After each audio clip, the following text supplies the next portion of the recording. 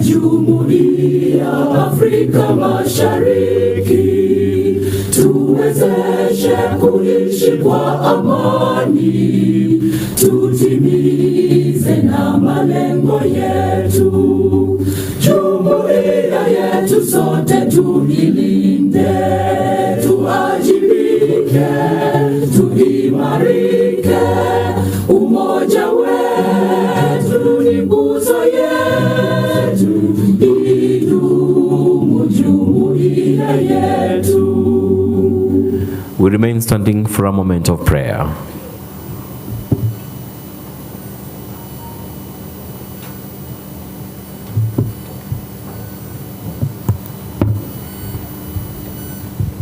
Let's breathe and pray. Our Heavenly Father, this afternoon we are grateful that you have gathered us here as prayers in the agriculture sector, and we thank you for the very intention on focusing on food security in our nation. We thank you, Heavenly Father, for the fact that you have brought this nation on matters of food security. We thank you for all the professionals gathered here. We thank you for all the stakeholders. We thank you for our leaders, oh God, this afternoon. The Lord, because you have mandated us to be leaders in this very important sector, the Lord, you may continue downloading ideas unto us on making this country food secure. We thank you, Lord, for the providence of lands and even fertile soils in this nation. We thank you for the great herds of cattle, sheep, and goat, and all the livestock that you have blessed this nation. We thank you for the variety of crops being grown in this nation, from the north to the south, the east, and west. Seconds to take their positions, please. Sit on the unoccupied chairs kindly. Very fast. You have 10 seconds.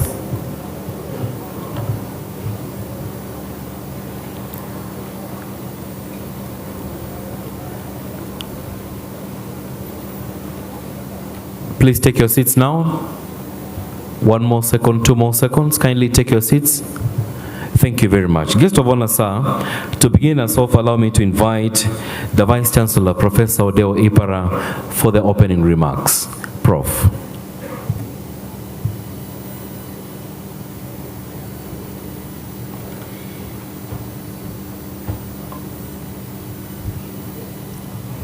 CS, Honorable Mithika Linturi, PS Mweke, PS Rono, the Governor, Busia County, Honorable Otuoma, senior national government and county government officers, our students, ladies and gentlemen, welcome to Kibabii University. Our mantra is knowledge for development.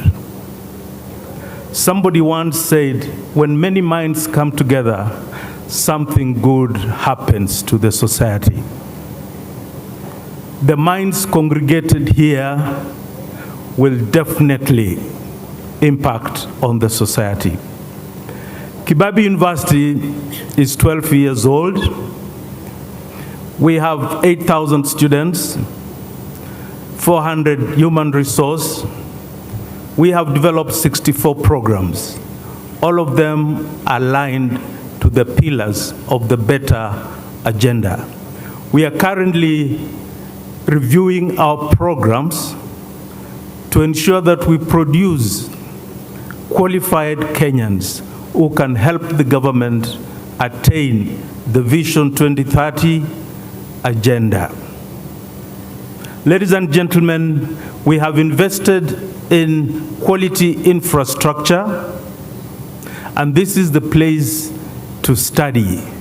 So we invite you to bring us students, and we are confident that when they leave, they'll be properly baked to contribute to enhancement of livelihood and the creation of wealth. Thank you very much, and enjoy yourselves. Shall we please put our hands together for the Vice Chancellor? Let me recognize our PS for SME. Welcome, Mheshimiwa. Let me take this opportunity to invite the County Commissioner's representative, if he's here. If not, can we have the CEC representing the Governor to come and make a remark? Kindly, this program is running under exactly 45 minutes.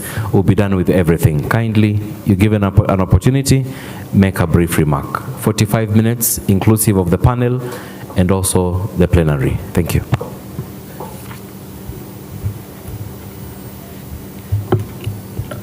The guest of honor, sir, Honorable CS, Minister of Agriculture and Livestock Development, Honorable Mithika Linturi, Your Excellency, Governor of Busia County, Dr. Otuoma, PS, State Department of Livestock, Honorable Jonathan Mweke, PS, who has just joined us, and all guests who are around today, and all protocol observed. Good afternoon. My name is Dr. Monica Salano Feda. I'm the County Executive Committee Member for Agriculture, Livestock, Fisheries, Irrigation and Cooperative Development, Bungoma County. His Excellency Governor Lusaka, the host governor, has sent me with his regards. He is elsewhere, very busy with other very important official duties, so he will not be here with us, but he knows you are all here, so kindly feel welcome. Bwana CS, sir, today's theme of the panel discussions is about improved post-managed loss management and market access for higher incomes. This theme is relevant to food and nutrition security, and it is really good that we all know what food and nutrition security is. I will define it as follows. Food security is a situation in which all people at all times have social, economic, or physical access to food, which is secure, which is adequate, and which is nutritious, that would meet the people's preferences for a healthy and active life. Bungoma County, Bwana PS and Bwana Honorable CS, is an agricultural county. We receive enough rainfall. We have 2 seasons, long rain season and short rain season. We have farmers who are really very hardworking, and we are #1 in the number of farming households in the whole country, because we are at 283,000 farming households. These are the farmers who are profiled and mapped on the Kenya Integrated Agricultural Information Management System, the KIAMIS.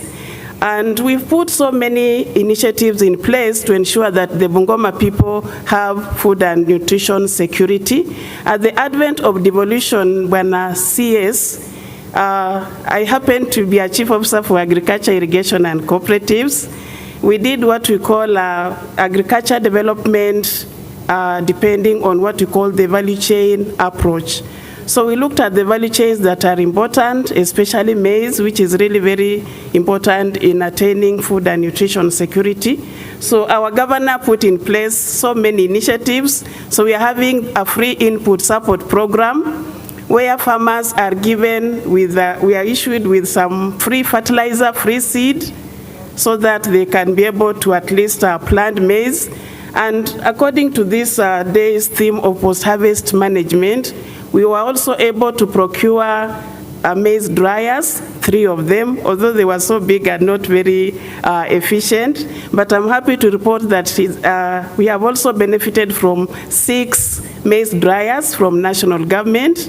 And we also have what we call the aflatoxin decontaminator, and which was launched by PS Dr. Rono. I'm happy I've just seen you, Bwana PS, had not seen you. So we are really doing so much in the food and nutrition sector so that our people can have food security. So I wish to welcome you all to this event. It is our last day of the exhibition. The exhibition has been running since Monday, and our farmers have really learned a lot. We really don't take it for granted, because we have benefited as a county now that we shall be hosting this year's Madaraka Day. So with all those remarks, feel welcome. Thank you very much. Thank you, guest of honor, sir. If I may invite the chairperson, thematic committee, Honorable Itumbi, to make a statement. Welcome, sir. He will then invite the PSS. Welcome. PSS coming?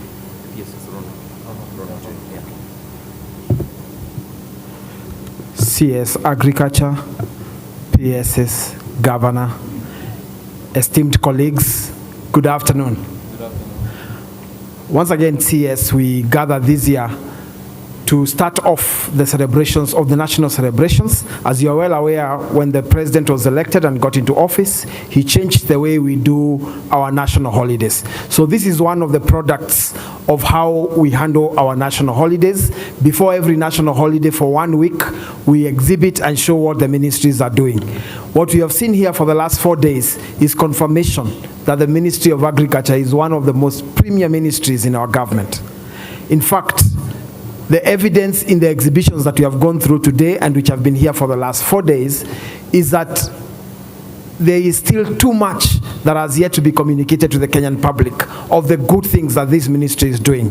Under your leadership, CS, a lot has changed in this ministry, and it is just unfortunate that what our colleagues in the media are covering is completely shallow to the depth that this ministry has been able to achieve in the short period of 1.5 years.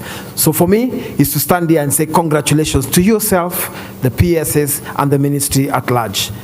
Second point I would wish to put around is that the ministry, we are observing Madaraka Day on agriculture and food security as a theme.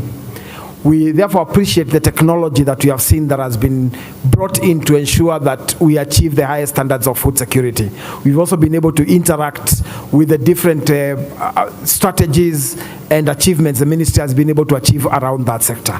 I'll therefore not speak too much because a lot has been spoken for the last 4 days, and the exhibitions themselves speak to us about the achievements. And in any case, we have you here today, and your statement is the most important for us today. But to appreciate that you have given us a chance as a thematic committee to be able to host this event in Bungoma and to be able to display the achievements of the ministry. We hope that this is not going to stop here, and that we have even not done justice to what the ministry has to show.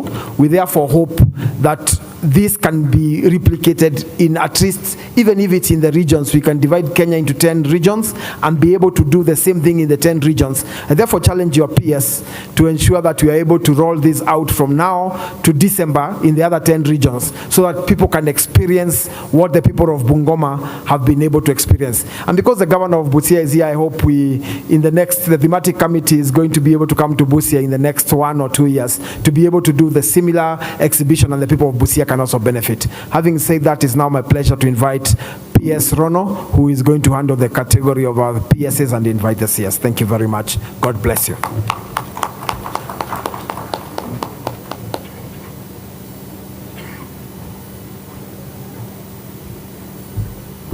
Okay, thank you, Bwana Itumbi. Our chief guest today, the CS, Ministry of Agriculture and Livestock Development.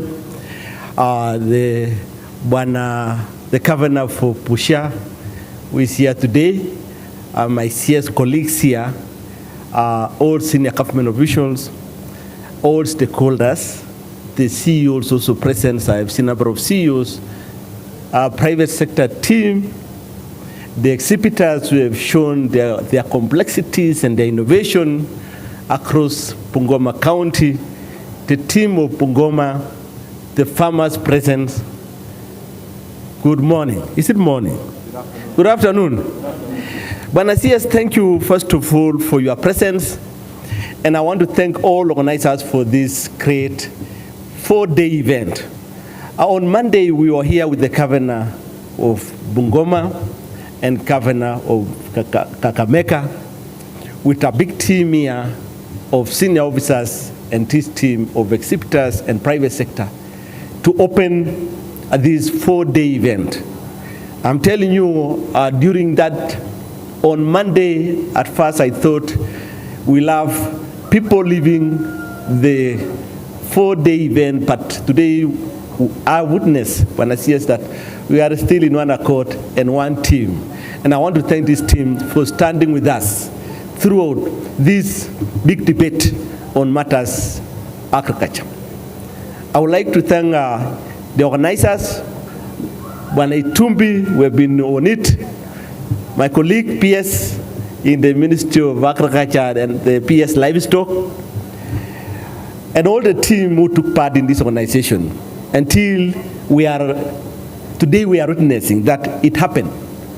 And the discussion we have had here on a CS will go into records, and it will shape the future of your ministry.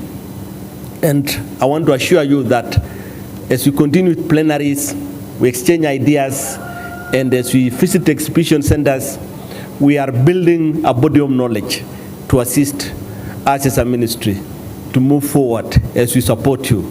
Bwana CS, when you gave directive that we ensure that all of us as a ministry we are here in a big way, I think that has happened.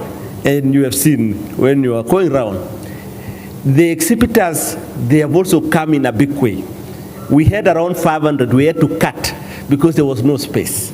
So Bungoma County, next time they will increase. There is no space even for hotels. The hotels are full. We have gone to Kakamega, my team are in Kakamega.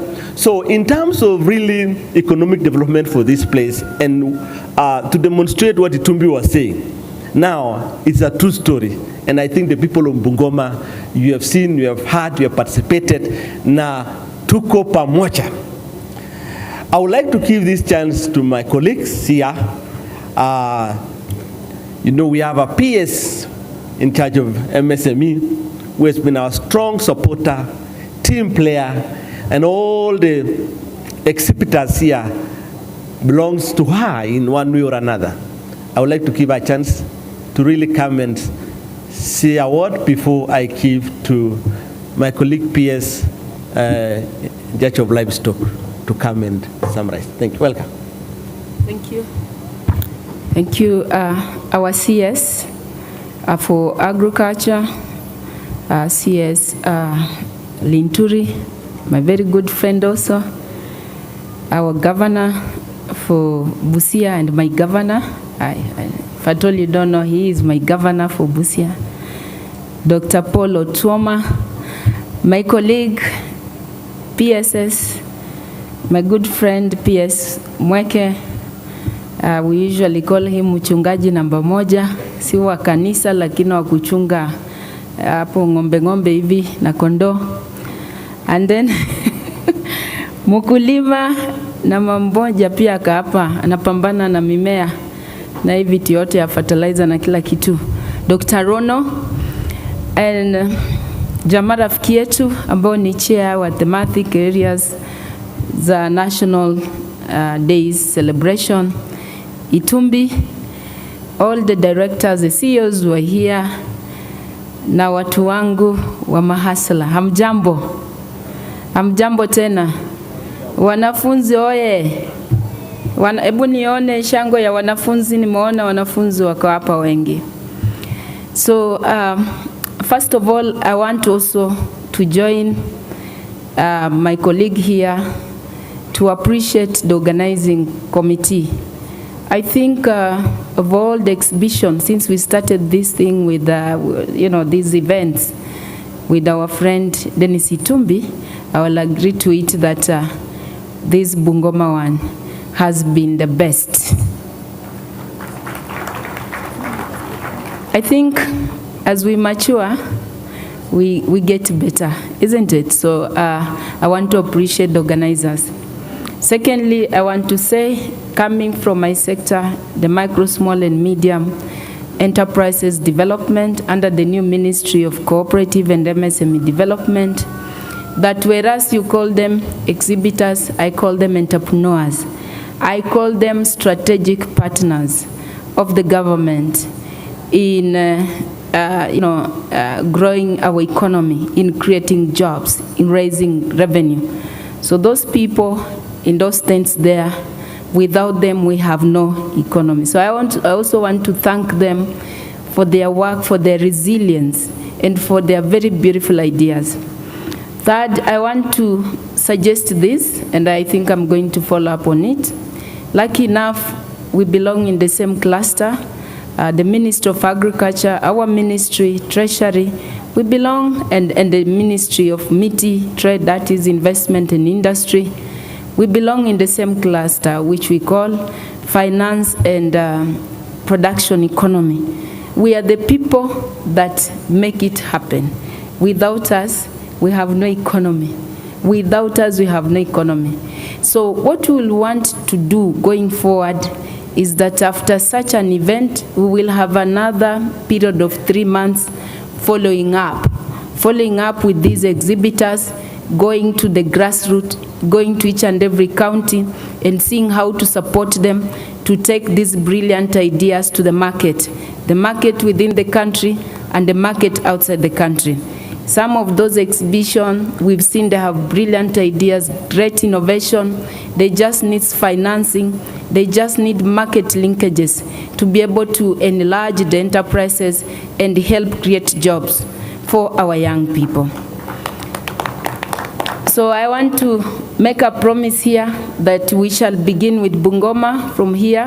We'll sit down and we want in the next 1 or 2 months before we hit Mashujaa Day, Dennis Itumbi, I think we need to follow up on these individual exhibitors to see which kind of support do we need to give them to scale them up.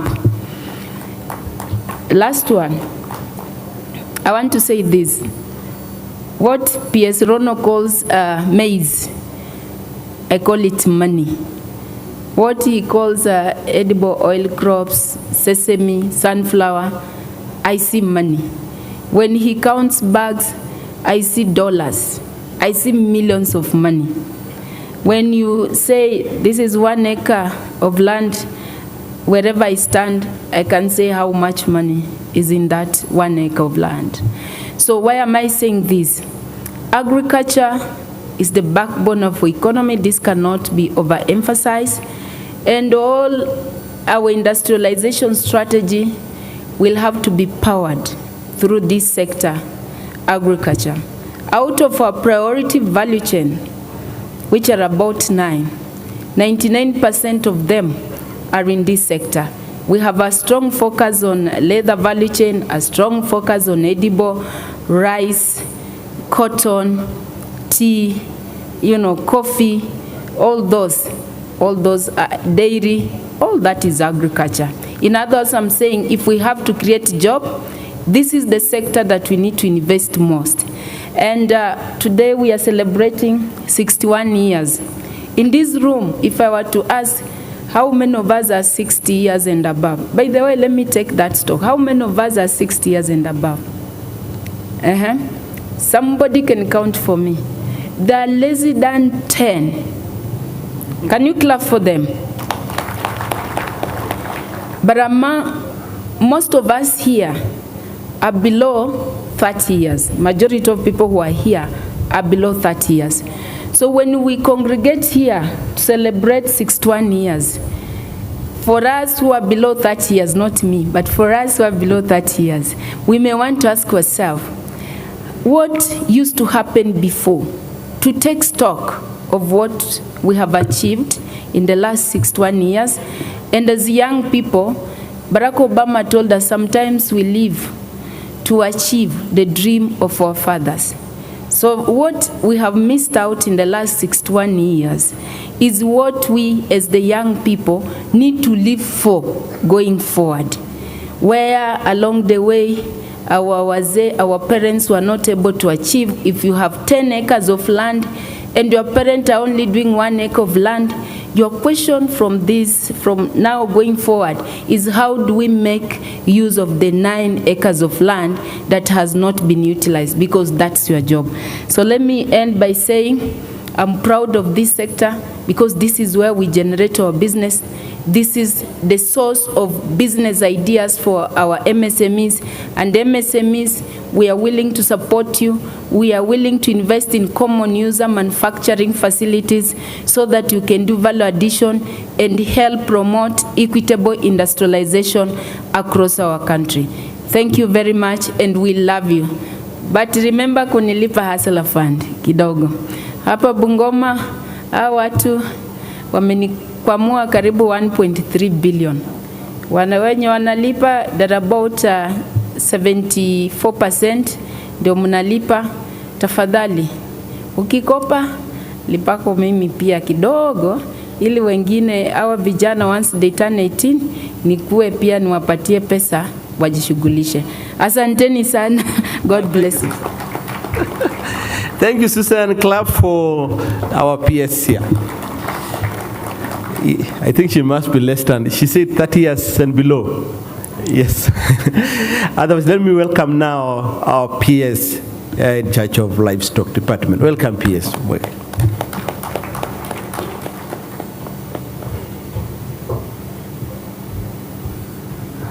Our Cabinet Secretary for Agriculture and Livestock Development, the Honorable Mithika Linturi, Governor from Bungoma. In the interest of time, you let me ride on the protocols of PS Rono. Waziri, I've been here since Tuesday, and I've spent quite some time interacting with the farmers and with stakeholders here at Kibabii University. The theme for this year's Madaraka Day came out very clearly around agriculture and food security. But what intrigued me were the discussions on productivity and production. So CS, a lot of things came out when we were having those discussions, because we've been having panelists here, we've spoken to the exhibitors, and in order to really revamp our agriculture, we need to look at production and productivity way more seriously than we are now.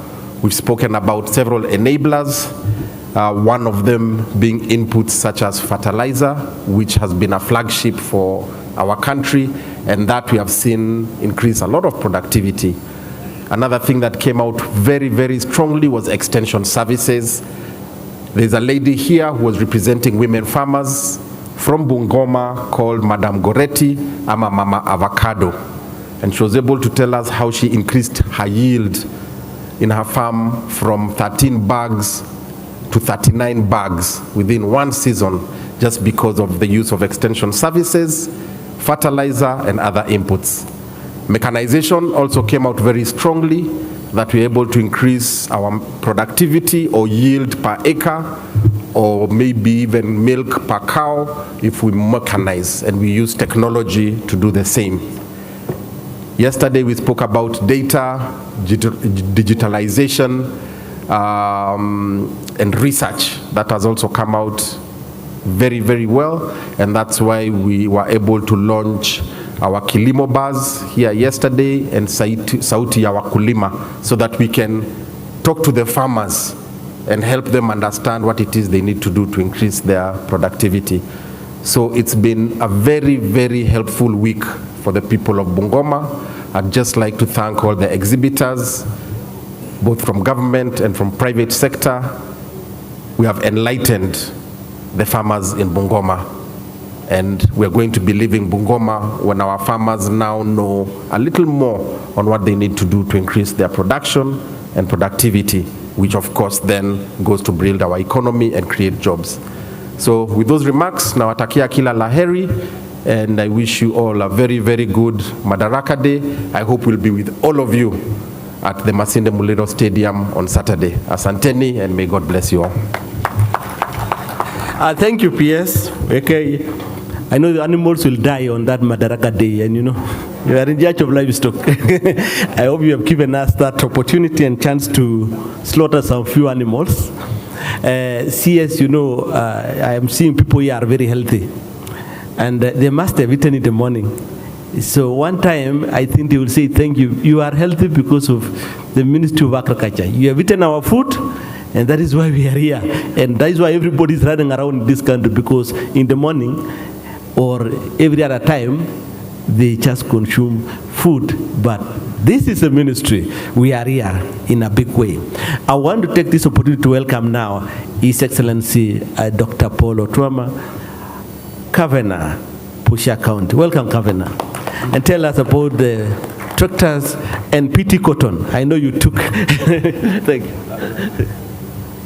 Thank you so much. Good afternoon, everyone. I think I will stand here wearing two hats. One hat is on behalf of the Council of Governors. So I'm here on behalf of my chair, Her Excellency Anne Waiguru, and I'll make a few remarks on behalf of the Council of Governors. Our guest today, my brother C.S. Linturi, the PSS, and all those guests who are here, of course our hosts, led by the Vice Chancellor of this university, ladies and gentlemen. Allow me just to talk about the thematic area that we have been given as a Council of Governors. In the first area, we talk about post-harvest losses that have been a major challenge in the agricultural sector, with an estimated loss of between 20 and 40% of harvested crops. However, with the advent of the larger grain borer and aflatoxins, the loss can reach 100%, depending on the severity of outbreak. And Waziri, I can tell you I'm already a victim of this in some of our rice schemes in Budalangi, the aflatoxin menace that we are trying to find a solution. And I hope what we have seen exhibited here will help us in finding solutions. Therefore, for improved food security, appropriate mitigation measures against these losses need to be instituted early enough before the attack takes place to make sure that we have got enhanced food security. And this, of course, includes timely harvesting, timely dusting with recommended pesticides, using the right rates, scouting during storage. The Council of Governors welcomes and encourages participation in agricultural shows and farmers' field days where simple and appropriate technologies are demonstrated that small-scale farmers can utilize to reduce on post-harvest losses. Such technologies, of course, include the use of moisture meters for determining grain moisture content before storage, simple and medium maize hand shellers, and other appropriate grain storage materials. These will benefit farmers' input, dealers, researchers, public health officers, and field extension agriculture officers. We should also prioritize training of agricultural officers at the county level in identification of common storage pests and their control, factors affecting grain, and fungal contamination management of grain stores to reduce on post-harvest losses.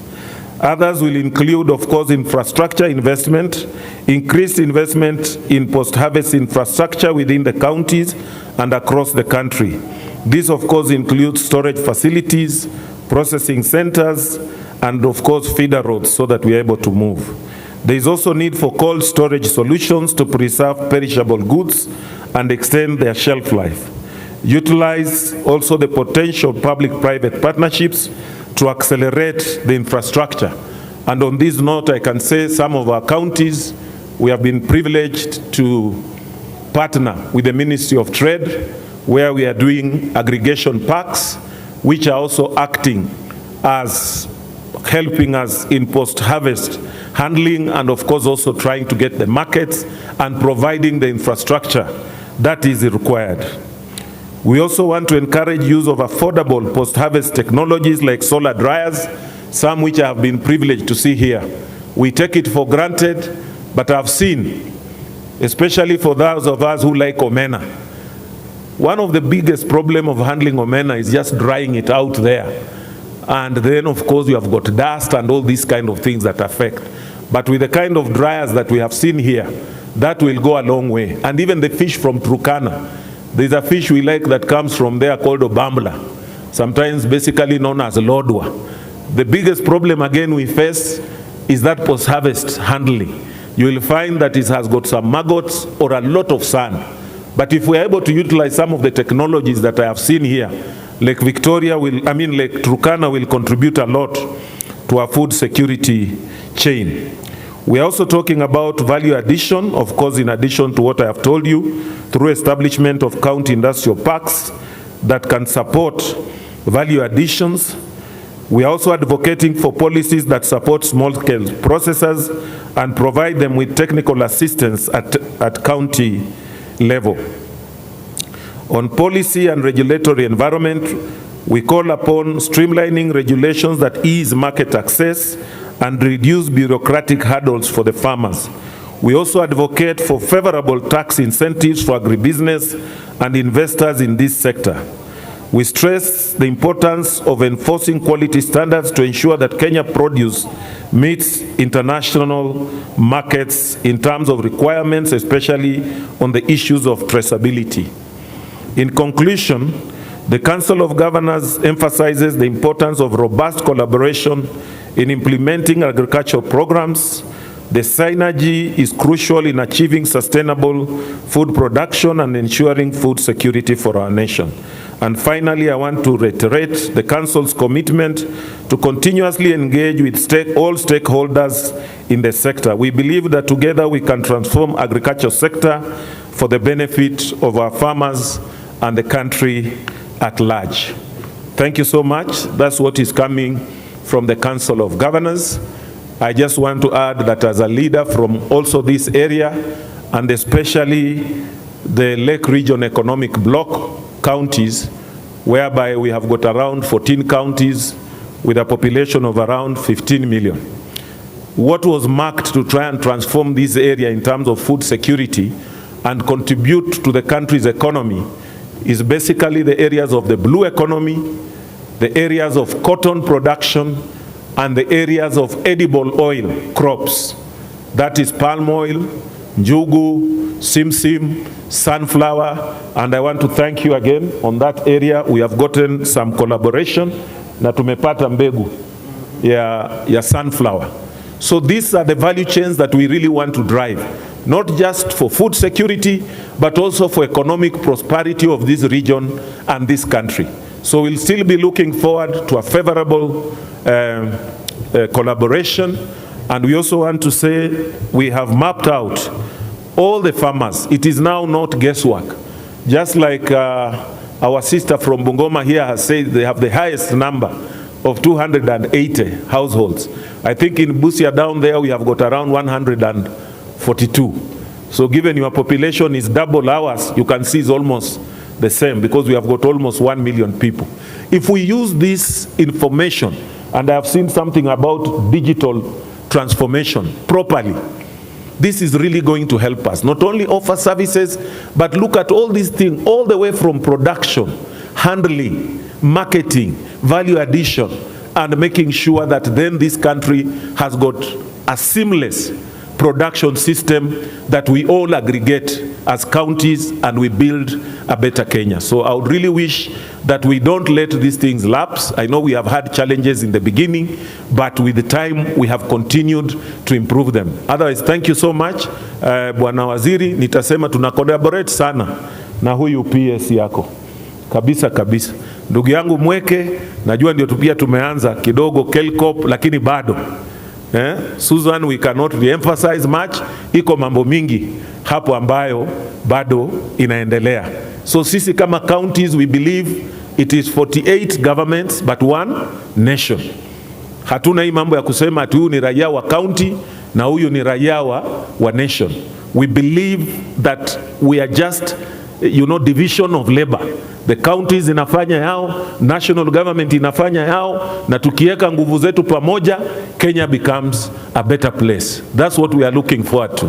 Thank you so much and God bless you. Thank you.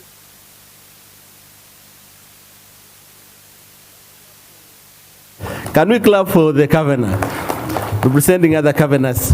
Bwana CS, I think I want to, with your permission, let me recognize the CEOs who are present here. Maybe they can stand. The CEOs who are present. Yes, yeah, we have.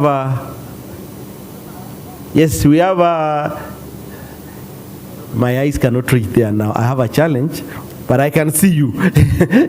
So let me say, these are the CEOs present. We have CEO of T-Bot, Mutai, CEO of AFC Church, and CEO of Nyao Tison, Wanakorir, and then Principal of Pukura, Mr. Joku. I can't read there. Akri? Akri, yes, representing Akri. Kenya seat. At? Oh, Caldro. Yes, Caldro. DG Caldro. Yes, and then the CEO, yes, acting CEO of NCPP, and then Kentrade. Yes, CS.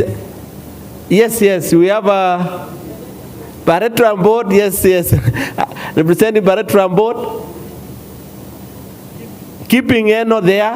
Thank you. Thank you, CEOs. I think we don't take it for granted, and the senior officers from the Ministry of Agriculture who are here, who made this 4-day event to happen.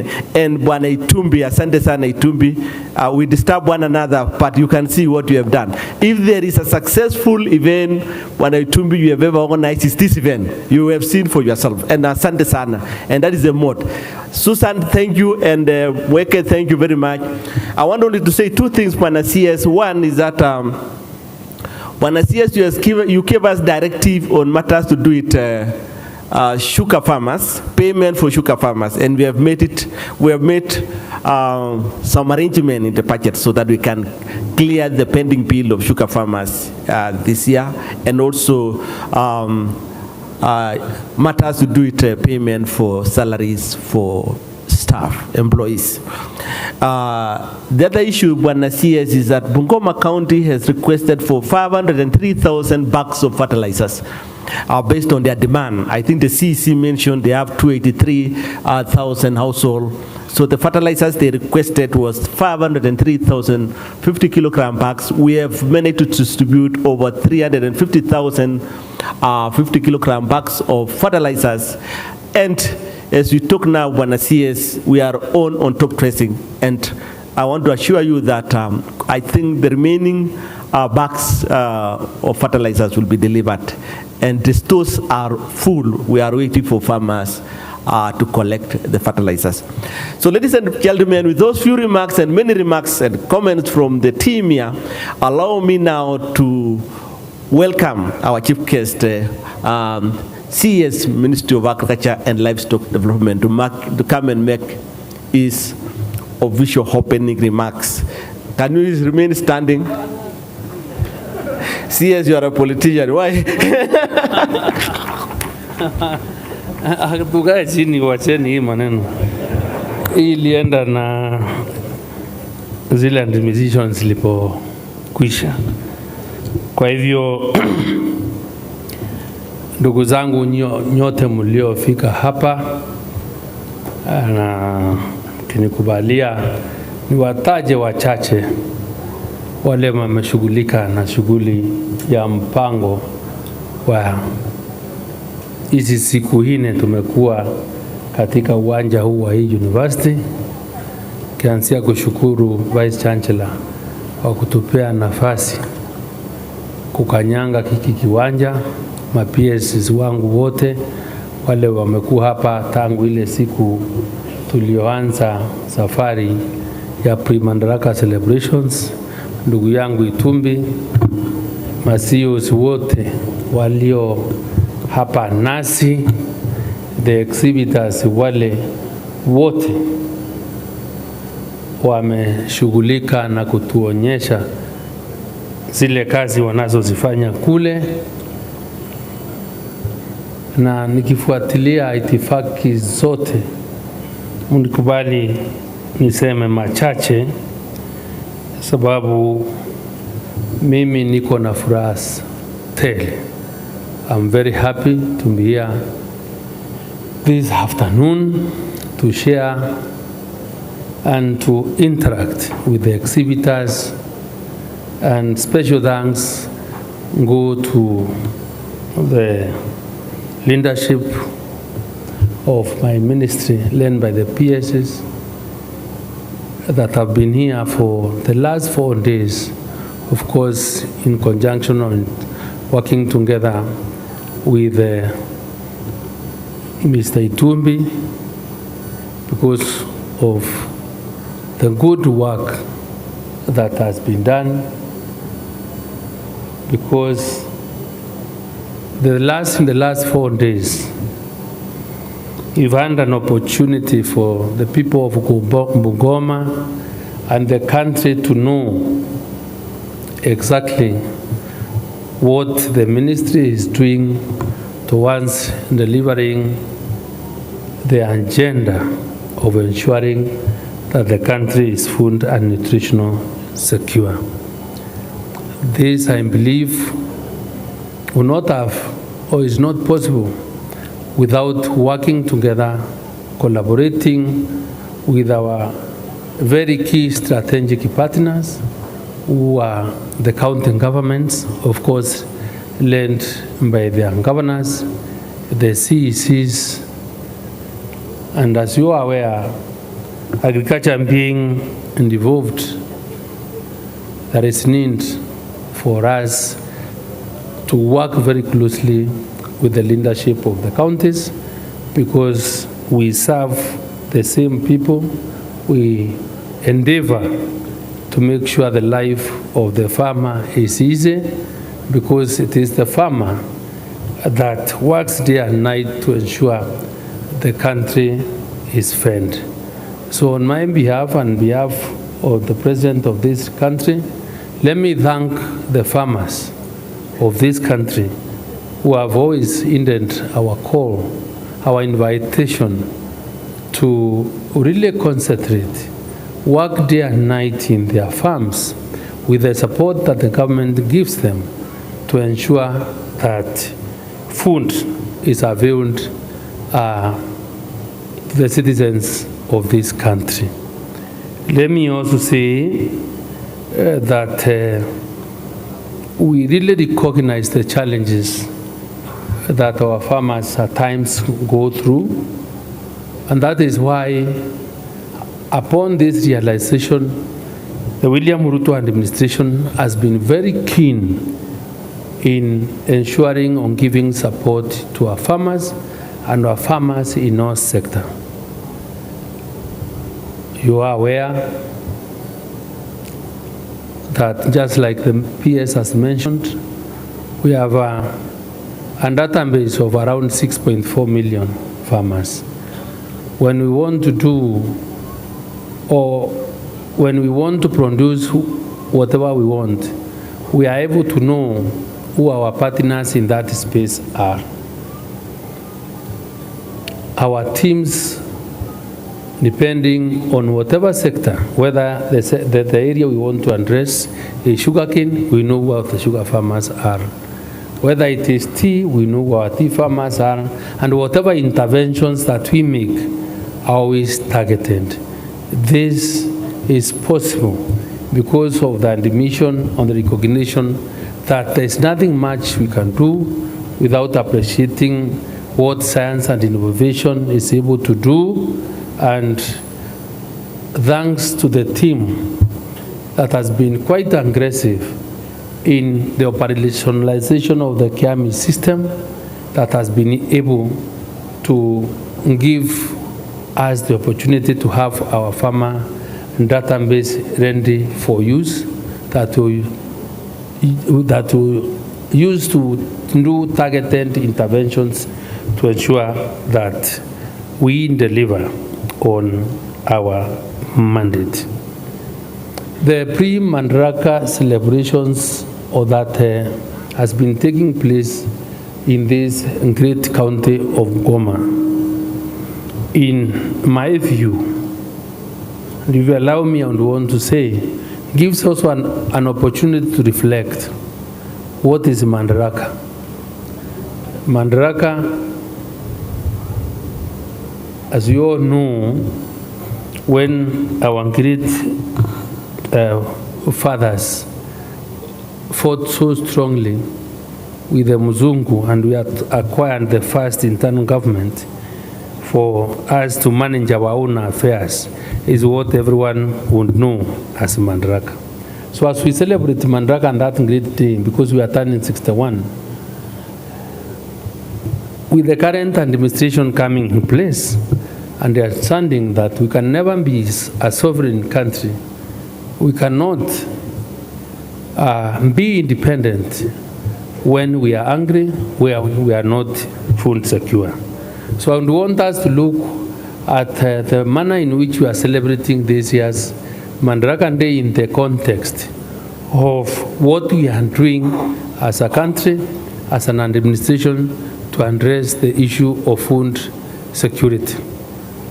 For us to be independent, for us to be who we are, we must join the president and the country in fighting hunger. I can tell you, you cannot be proud as a man, as a human being, when you are a beggar.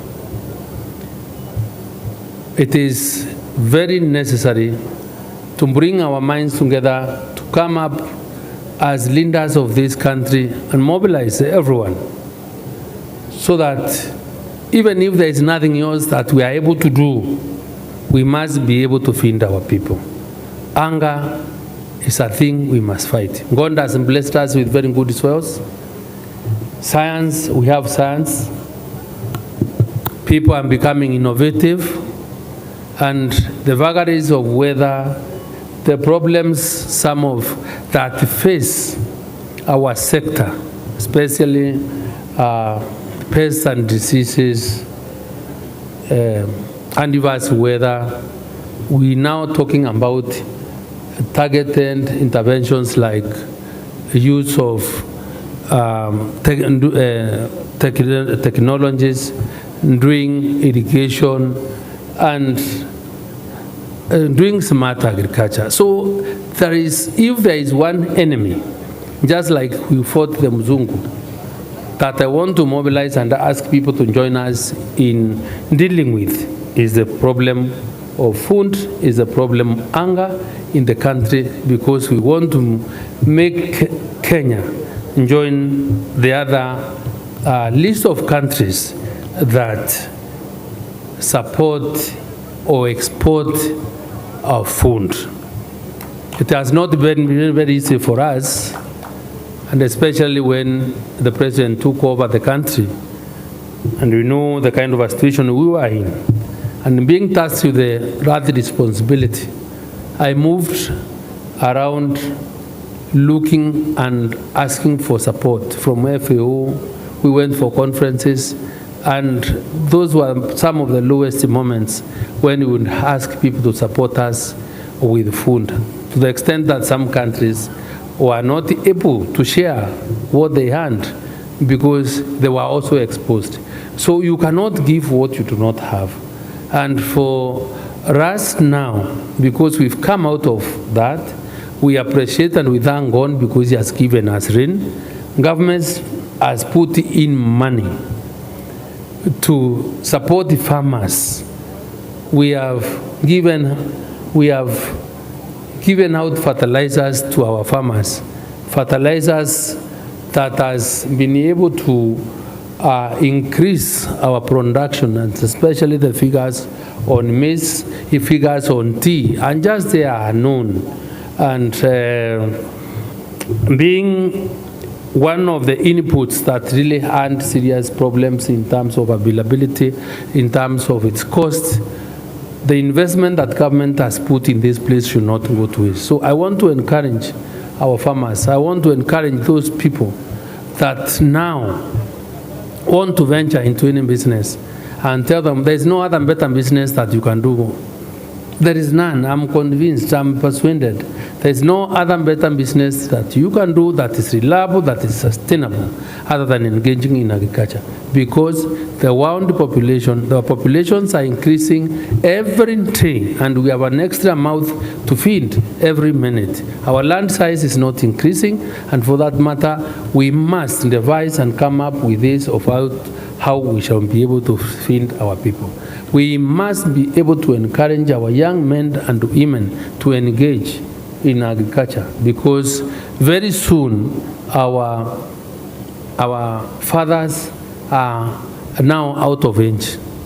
They are not able to engage, and very soon, if we do not, then we'll have serious problems. So our coming here today gives us, for the last 4 days, gives us an opportunity to think ahead, to see how to face the challenges, and address the challenges that we have had, how to face the future, and ensure that in conjunction and in collaboration with the county, governments, with our people of this country, then we work an extra mile to ensure that this country is food and nutritional secure. And rather than just being food and nutritional secure, as has been said before, agriculture is a key pillar in the bottom-up economic transformation agenda. There's the greatest potential to create jobs. I know we are a source of raw material for our industries. So we cannot really overemphasize the role that this sector is really playing into this economy. I am happy to note that in the last few months, in the last 1 year, we have been able to increase the land and the crop production by a great percentage. We have been able to get farmers coming into our database. So let me assure you, when we get, because these figures are very important for planning, we can assure you that as we get into the future, we will be able to deliver services, we will be able to deliver the interventions that we've been making in a more timely, efficient manner, because we also been able to learn from our experience. It was not easy when we got in, but I think God has been on our side. So as we celebrate Madaraka Day, let us be proud that in one way or another, we've been able to contribute to put our country into a level where we can say that as agriculture is being mentioned as one of the greatest contributors of economic growth, then each one of us has been able to do something. And as we do what we are supposed to do, then we are doing it for the good of our country, we are doing it for ourselves. And when we look at the milestones that we've been able to cover within the last 15 months, they are quite monumental. We do not want my team, we do not want to relax and sit. No, we must be able to build from this foundation to get ourselves to greater heights. For those, let me emphasize that because we are aware of the various value chains, let me speak on something very briefly on the dairy and leather. That as we celebrate Madaraka, we are happy to note as a department of livestock to say now that we are ready. We are ready because we promised the country and the president gave directions that we must be able to increase the volumes of our milk. We must be able to improve our breeds for greater or increased milk production. Now, as we sit here today, as we stand here today, we are proud to say we are ready to roll out the sex semen program, where now we will be able to improve the breeds of our animals, and we are going to do it, and we are going to reduce, because this is one of the interventions that the president has made, as directed that we do, that we will give sexed semen to our livestock, our dairy farmers, at a cost of a maximum or below 3,000 shillings. This is a milestone. This is something that has not happened before, and this is all towards going towards supporting our livestock farmers. The breed improvement program is also on course, so we ask those livestock keepers that are here to really get in touch and ensure that we work closely, because we want to double the production of our milk from the current 5 billion to 11 billion liters. Otherwise, let me conclude by saying that we we really have no ones to thank our partners, to thank the people that have stood with us during the last 1.5 years when nothing appeared to work. And because of faith, people came in through for us, and the country as we see it now is sufficient in maize production. As we sit here, we are rolling out programs to ensure that in the next 12 or so months, because of that sustained pressure and sensitization from our hand to our farmers to increase their land on producing the oil crops. Wana Menjo, I expect, because the sunflower is doing very well, I visited a few farms, we expect to reduce our import budget or expenditure on sunflower by some good margins. That will reduce the pressure of our currency, because we will not be exporting as many dollars as we are. Our rice scheme support programs are on course, and I believe by the grace of God, in another 1 year or so, Governor would have sorted the problem or would have reduced our import budget on rice. We import 1 million tons of rice every year. So if we are able to bring it down to around 500, we'll have made progress.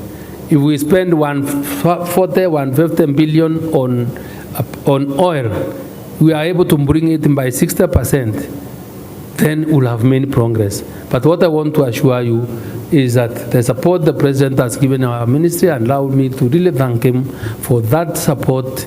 We cannot afford to let him down. We cannot afford to let people of this country.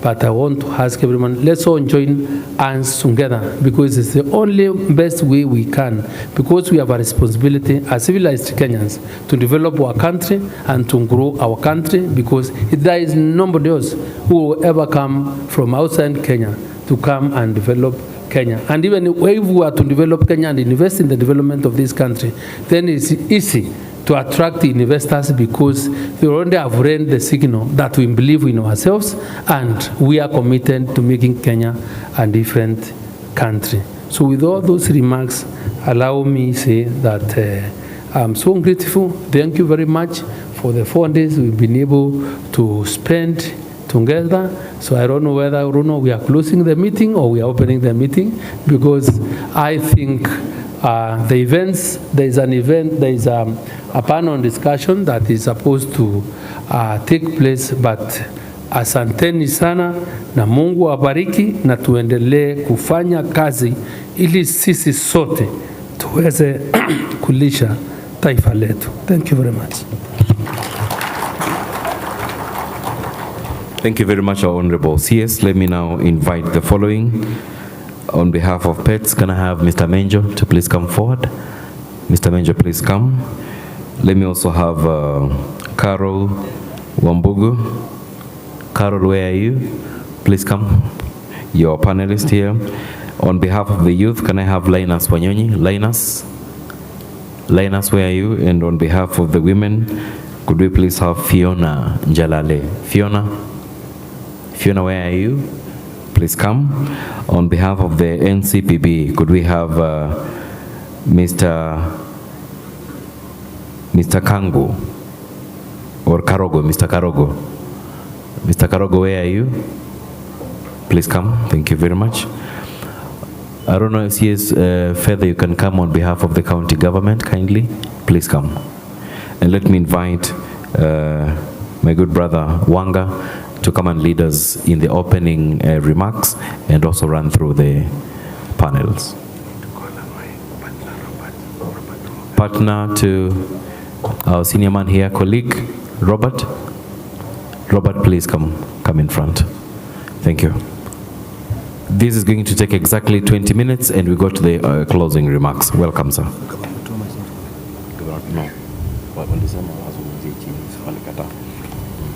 Just make it clear that we the mic. Thank you, MC.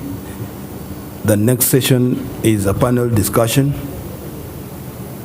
We have 3 members of the panel. You will not see them here. The first is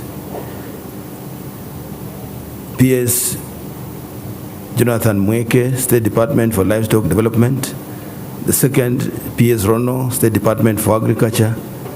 And representative of the Council of Governors, Dr. Paul Otuoma, who is the agriculture practitioner, considering that agriculture is devolved. Guest of honor, the panel discussion is focusing on post-harvest losses and market access. And here we have a number of experts who will give straight responses to the issues at hand, and then we'll allow the audience to make their inputs, and then eventually we will be able to close. You will be able to close the session for us. This is the 4th in a series of 4 panel discussions we have had since Monday. On Monday, we went through the agricultural inputs, and we were able to answer fairly difficult questions on fertilizer and enlightened Kenyans on where we are. On Tuesday, we addressed agricultural productivity. On Wednesday, we addressed agricultural data, financing, and today we are completing the journey of food and nutritional security with the discussion on market access and post-harvest losses. So the panel, the session is clear, and karibuni all of you.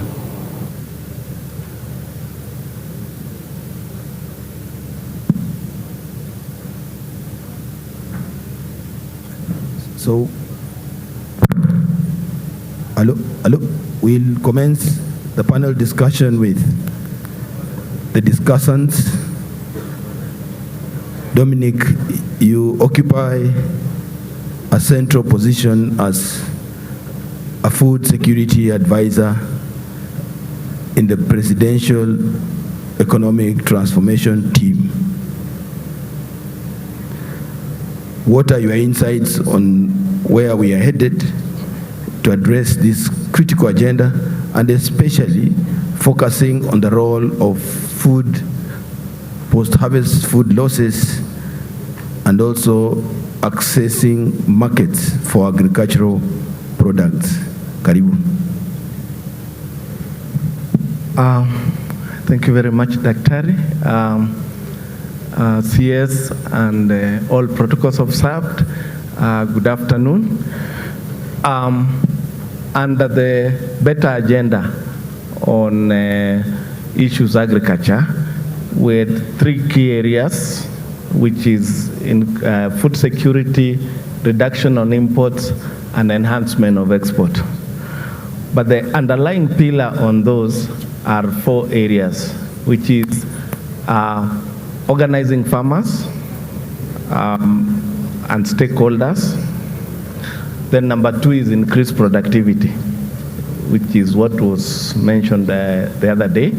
Then the third one is reduced post-harvest losses. And the fourth one is increased value addition. And I'm happy that all the 4 have already, the 3 have been addressed, and today we are addressing the post-harvest losses. And under post-harvest losses, we are looking at, you clearly indicated here that the percentage of post-harvest losses between 30 and 40%. That is quite high for any value chain. There's no value chain that makes money with losing 30 to 40% of the produce. And this is worse in horticultural produce areas, but also it's coming in on the grains, especially on issues of aflatoxin. And therefore, there is really need to focus because, I mean, the idea is, should we be increasing production or should we be reducing on post-harvest losses? Because if we are losing 40% of what we are producing, then even enhancing production still leads to another 40% loss. Therefore, there's that debate between what should we be doing, focusing on reduction of post-harvest losses so that we don't continue producing and losing. So on that note, I think under the better agenda, the Economic Council team had sat and looked at transformational approaches to reducing post-harvest losses, which are basically warehouse receipting concept, the issue of storage, the issue of COMEX, and the issue of data of information center to ensure that we know where the produce is when it's being produced. And I think I'll just talk on the first one, which is on using data to reduce post-harvest loss. I think you now know that our farmers, we really don't know what our farmers are producing at the moment, other than the data that we collected on the 6.4 million farmers and the value chains they are doing. This year, you can't say exactly who has planted maize and who has not. Of course, we know from the e-voucher system, the collection and the like. But the progression of that maize towards harvesting, starting from weeding, the whole process up to harvesting, we are still in a gray area there. And we don't even know how much were carried by floods, for example. We might know how much was planted, but we don't know what we lost on floods, and the whole process going upward. And I think this is where now the whole issue of agripreneurs comes in. The agripreneurs that are going to be launched by His Excellency on Madaraka Day are going to give information on what's going on in the farms so that the markets prepare for it. We know that there's this amount of potatoes have been planted today. Therefore, in 3 months' time, we expect this tonnage coming to the market. And based on that, the trade team, I think we really need to bring trade in so that they can say, in 3 months, we are expecting this tonnage of potatoes, and therefore, we plan for where that tonnage will go in the market. That by itself reduces post-harvest loss because at the moment, the produce just appear in the market. And the farmer hopes he'll get a good market, he'll get it at a good price. And sometimes he comes to the market is not there. He stays with the produce for 2 to 3 days, and then he loses it. In the process, that enhances post-harvest losses. So the issue of information and data system to reduce post-harvest loss is very key. I'll ask my colleague, Robert, who is the advisor MSME, to also mention something on, okay. Thank you.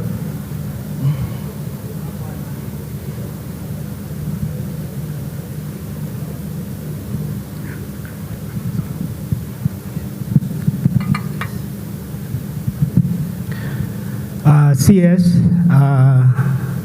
with the Karituri, who is a good friend and my former senator, Governor Busia, PS is present, including PS Susan, who I work very closely on the MSME. Colleagues, including Dennis Itumbe, ladies and gentlemen, all protocols observed. Good afternoon. My name is Robert Murithi. I'm advisor for trade and MSMEs.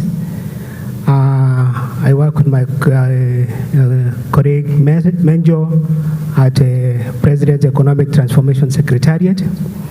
As he mentioned, there are quite a number of other initiatives that we are supporting to reduce on the post-harvest loss. And critical among them is the warehouse receipting system, where this has already commenced operations, and they have been issuing warehouse receipting, whereby the warehouse receipting is something that is tradable. It is something that has some intrinsic value. And what the warehouse receipting is coming to help is to support on supporting the warehouse and the storage, which is very critical and very key in the storage of commodities.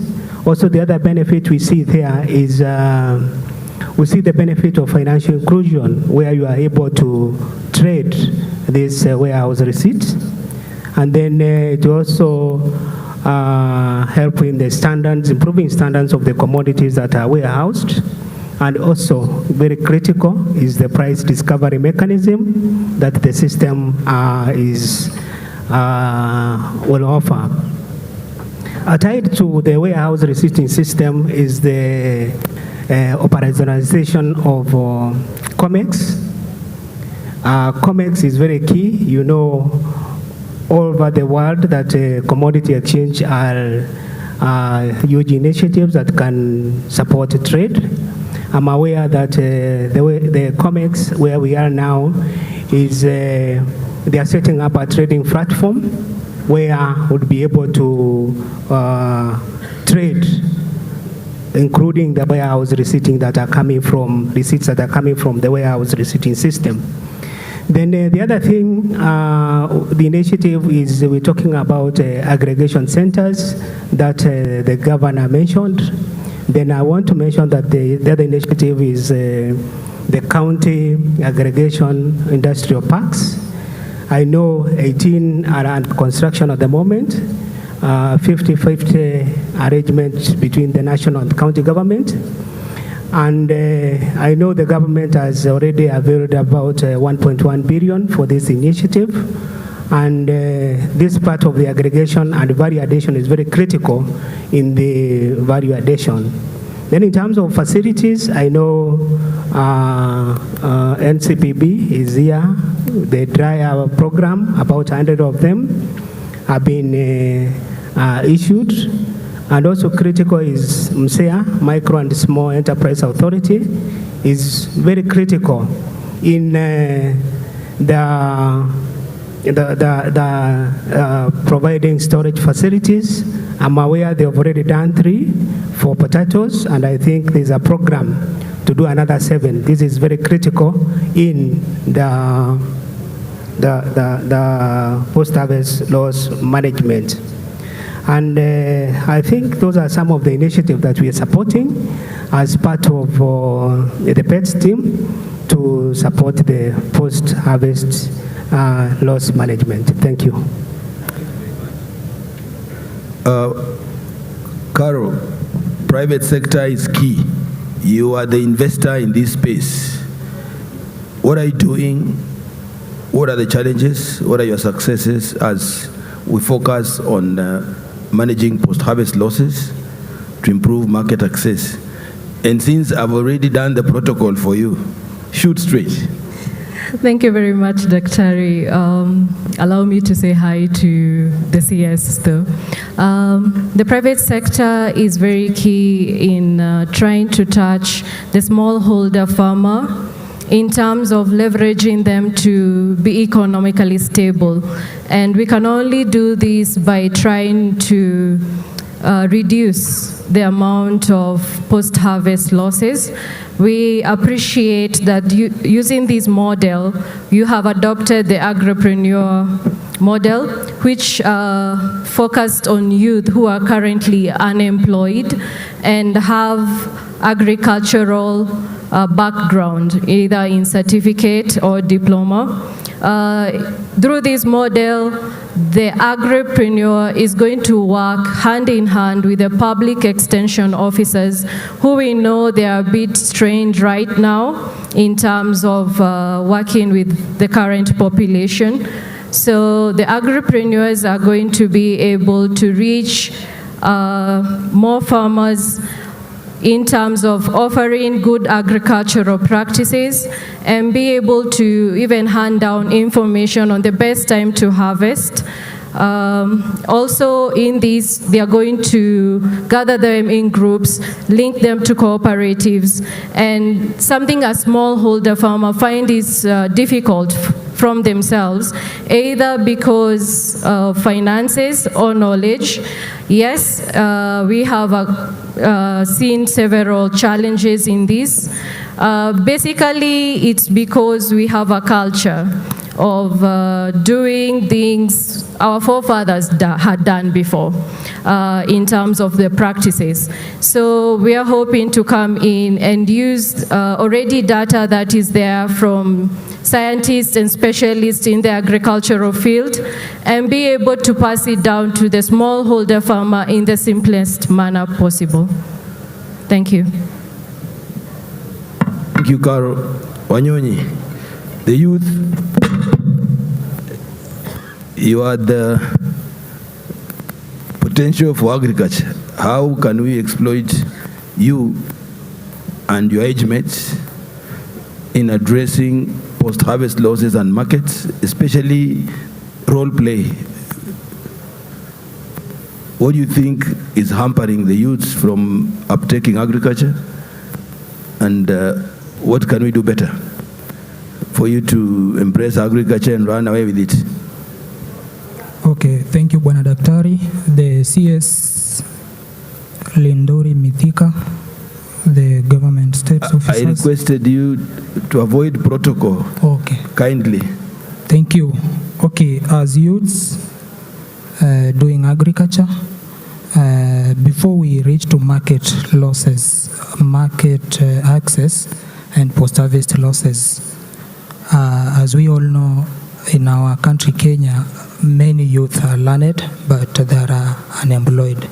So we as youths, we've decided to engage ourselves in agriculture, and there are lots of challenges that we are facing as youth. Some of the challenges, there is inadequate finance. We have got lack of enough knowledge towards agriculture, and so the little that we are doing, we are having collaborations with the non-government organizations.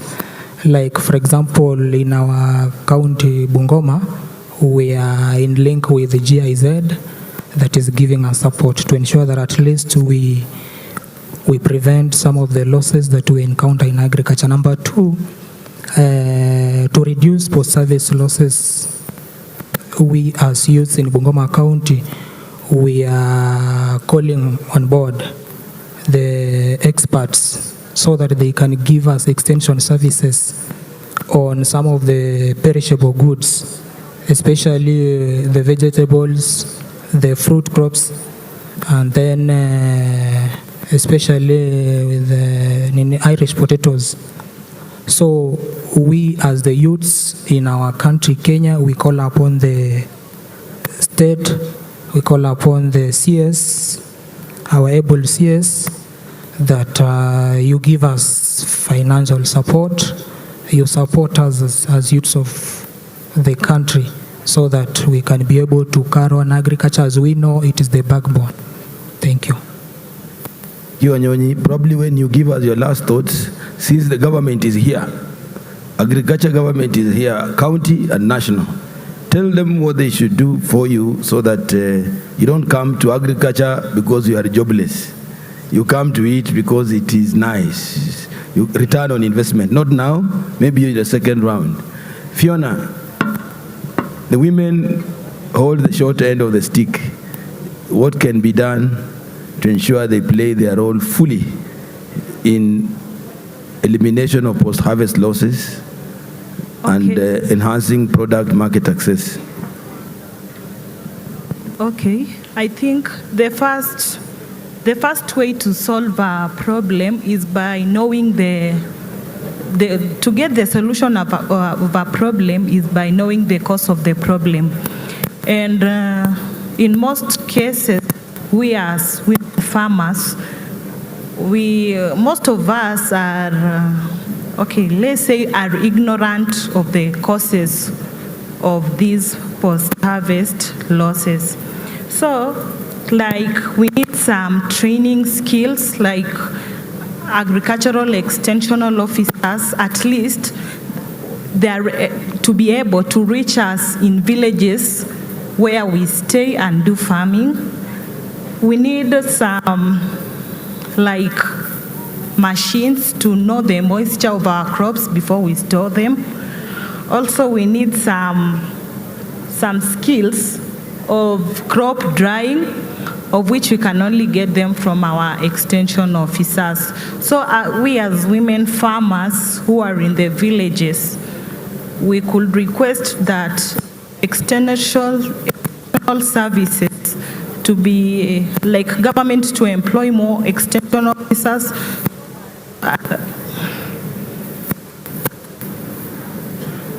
so that a woman in the village who has no knowledge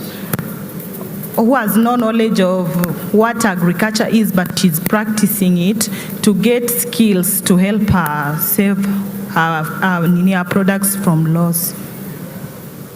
Thank you. Challenge to us. Skills. Karugu, you have Cereals and Produce Board as a key mitigator on post-harvest losses. Remember, you are not in all corners of this country, and yet you are the authority.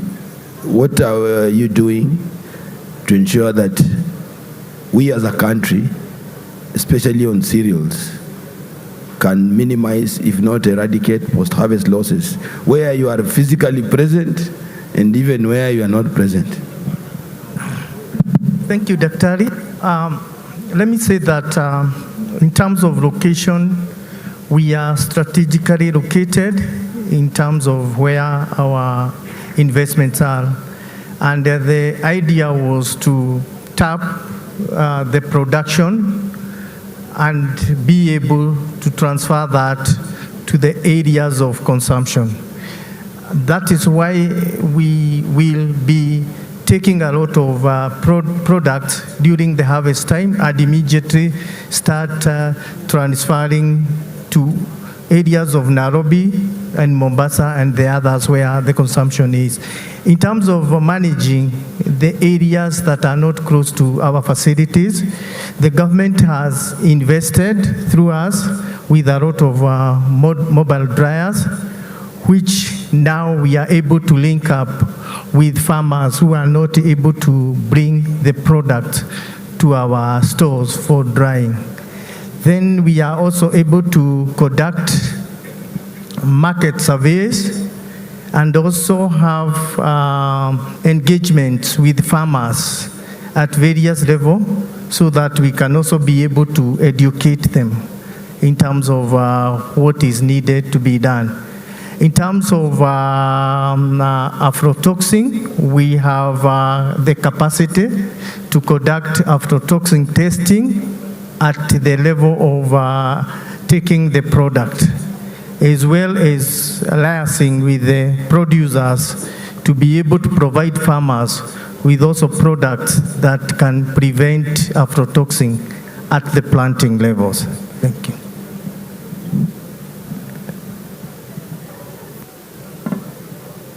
Thank you very much. And for the sake of more information on aflatoxin management, we can visit the CALRO stand, National Cereals and Produce Board stand, and get much more information and booklets. I want to invite the MC to pass the mic around and get responses to the panel. But as he does that, remember, agriculture is devolved, and the home of agriculture management is the county government. Thank you very much. In the panelists, we have able representation of our county executive member of agriculture in charge of Bungoma County. She's going to tell us the initiatives in post-harvest management and improvement of market access, and we will assume that applies for most of our counties. So as you make your questions, as you ask your questions, please bear in mind what is being implemented as we speak. Welcome, Dr. Fedha.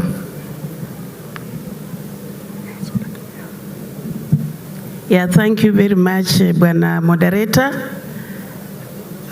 First of all, I must say I'm very excited to sit here with the top cream of the leadership of the Ministry of Agriculture and Livestock, led by our CS, Honorable Mithika Linturi.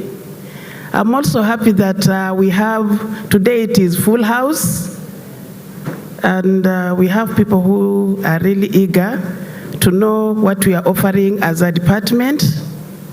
You all very well know that agriculture is devolved. Yes, the other day I sat here discussing about production and productivity, and I reiterated the fact that devolution is the best thing that happened to our country, Kenya. And personally, I've been in the government system now. This is my 31st year as an agricultural extension practitioner. I've risen through the ranks from an agriculture officer to a district agricultural officer to a sub-county agricultural officer to a chief officer, and now I'm the CEC member. So when the devolution started, at the advent of devolution, that is 2013, we were brought on board, and we had our Bible called the County Integrated Development Plan. So each county has that blueprint that bears the hopes and aspirations of the farmers and other key stakeholders. So when we looked at the agriculture department, we had to do what we call the value chain analysis, because as you well know, Bungoma is an agricultural county. We grow all types of crops and also keep all types of livestock because the climate is conducive. The agroecological zones are really diverse and the soils are fertile. So looking at a few value chains and the initiatives we've done to ensure that there is a reduction in post-harvest losses, because now we are increasing productivity and production. Land sizes are dwindling because of the increase in population. So we train our farmers to do what we call intensification, because we can't do extensification where we are maybe clearing new land because that land is not there. So in the maize value chain, we ensured that farmers are supported, they are supported to increase productivity. Then we realized that when the harvest time comes, the farmers harvest when there is a lot of rain. So we invested in the maize grain dryers. We purchased 3 of them. We also purchased the moisture meters, because maize can only keep well when it is at a moisture level of 13%. But most farmers harvest when the moisture level is at around 27%. So we have been encouraging farmers to dry their maize using the maize dryers, because we are really happy that through you, Bwana Cabinet Secretary, Bungoma received 6 maize dryers. So our farmers are utilizing those maize dryers. So we are sure that the post-harvest losses are really reducing in the maize value chain. Then when we talk about storage pests, because they also lead to post-harvest losses, especially the greater grain borer in maize.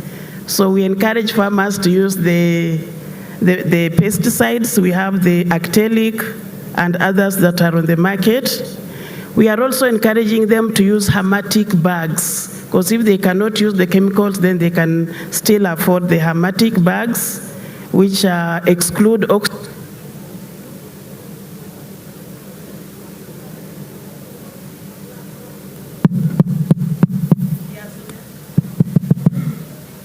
The hermetic bags exclude oxygen from the maize, so the insects are able to perish. Now, when it comes to milk, milk is also an area that we are improving on productivity, because we have been supplying free dairy animals to some farmers, those who are vulnerable, and that has really gone a long way in increasing production of milk. We also encourage artificial insemination. In 2015, we purchased around 45 artificial insemination kits.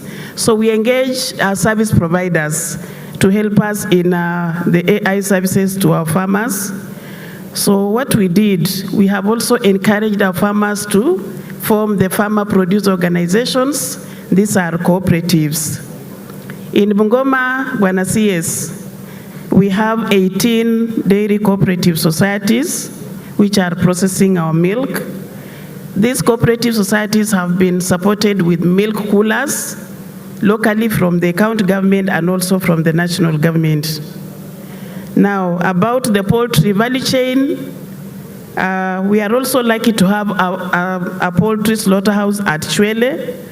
So farmers are able to sell their chicken there. So we are also increasing our productivity in this area because when farmers complain about feeds, they also complain about diseases that affect poultry.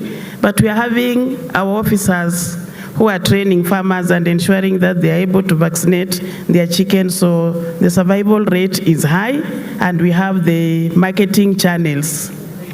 We also have a food safety policy in place that is guiding how to do the post-harvest handling of our produce and ensure that at least our farmers are eating safe food.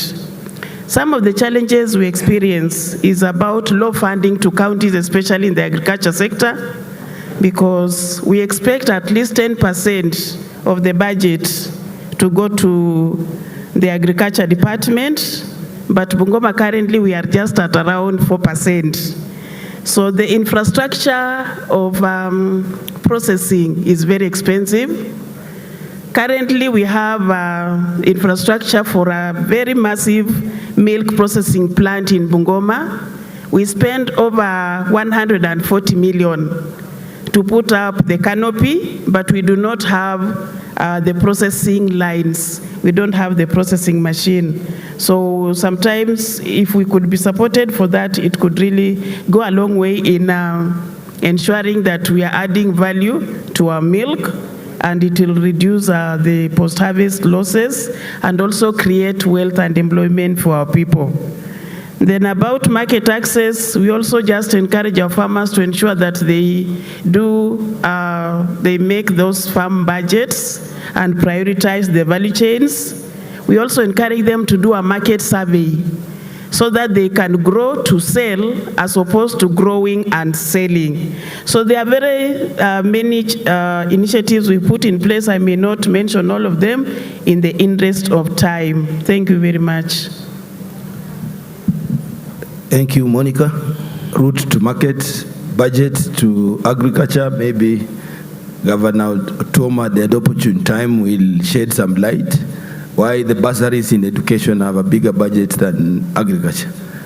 Thank you very much. We can take a question from each row. Then we'll have a minute for the panelists to do their closing remarks. 1 minute for the panelists. Meanwhile, introduce yourself and ask your question or contribution. My name is Sami Sugut from a certified potato seed company called Fresh Crop.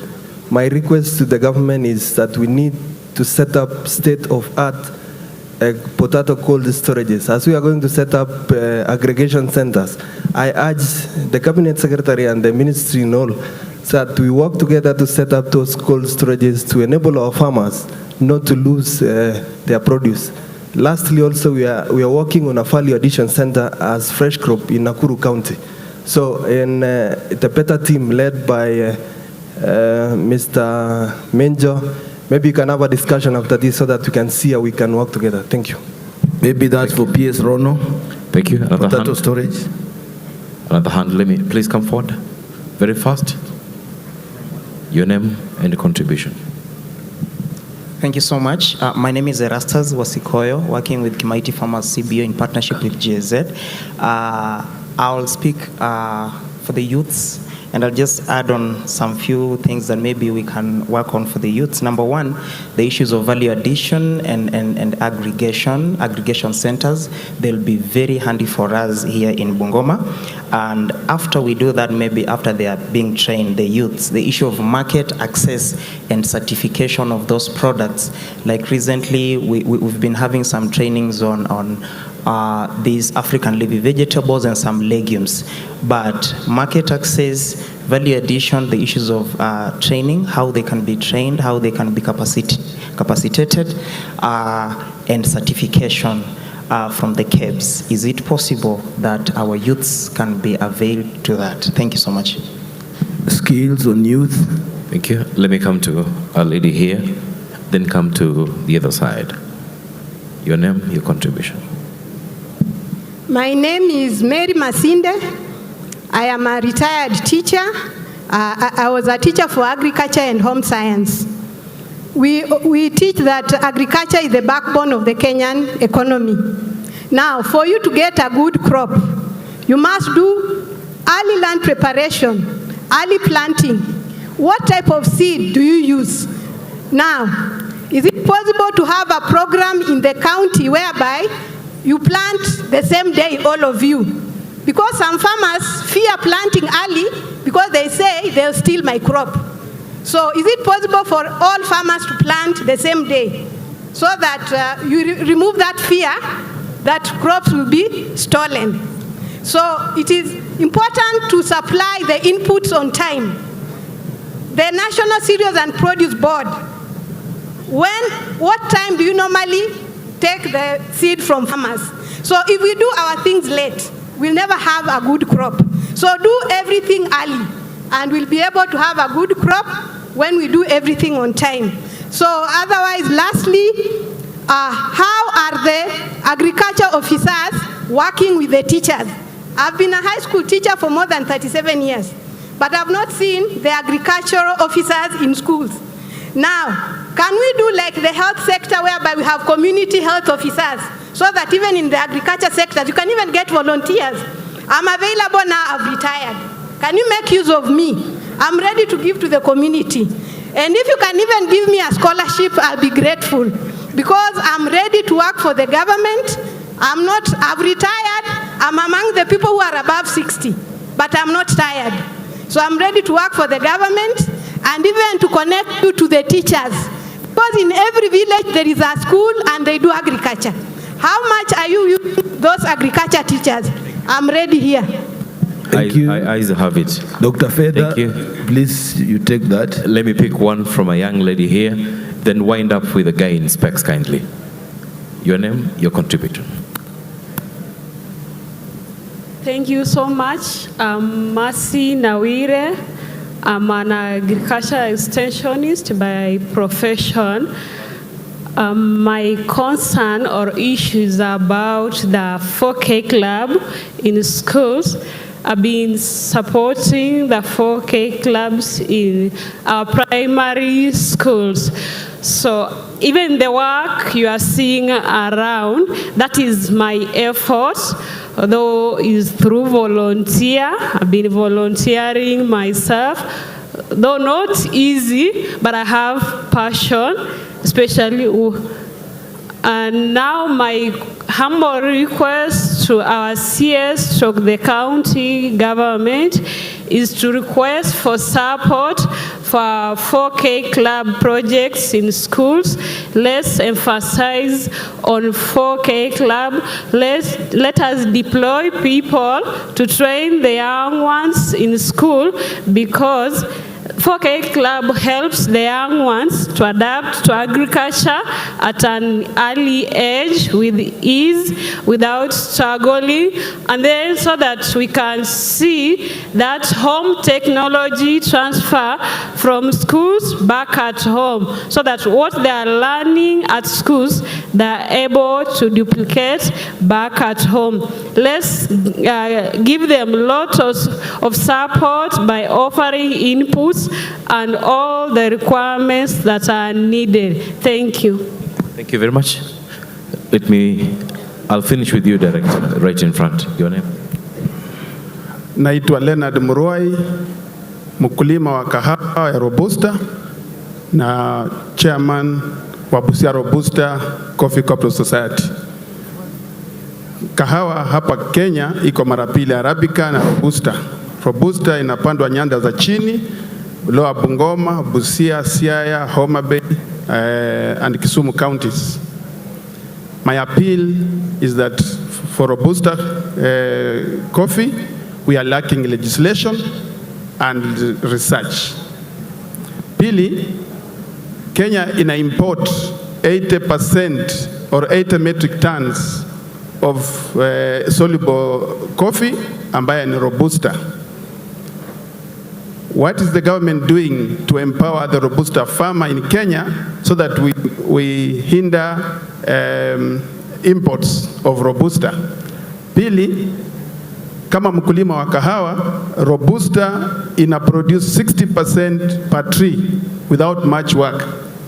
What is the government initiative to improve and increase the yields of Robusta, which is going to be a game changer in the coffee industry? And also, we are going to because Uganda is producing the highest in Africa and it's on Robusta. So, thank you. Maybe that's for Governor Otuma and PS Rono. The last one, kindly. Last one, Dr. Last one. Thank you very much. All protocols observed. I'm Christian Mangoli. My question is on aflatoxin. We have been informed that we are now having the machine or equipment that can be able to detect aflatoxin at the National Cereal and Produce Board. But we are also aware that aflatoxin or the toxins can be found in the soil, implying that you can be having a crop that has been grown on soil infested with toxins. So the grain will be all right, but at your stage or at your point of quality control, you will be able to detect that. So my question is, are we likely to have some ways of sampling the soils to know which ones are infected, and if they are infected, do we have potable material that can be able to detoxify or reduce the effect of aflatoxin on the farm? Thank you. Thank you very much, Dr. We had lots of hands, but please run 1 minute for each. Let me give you this one.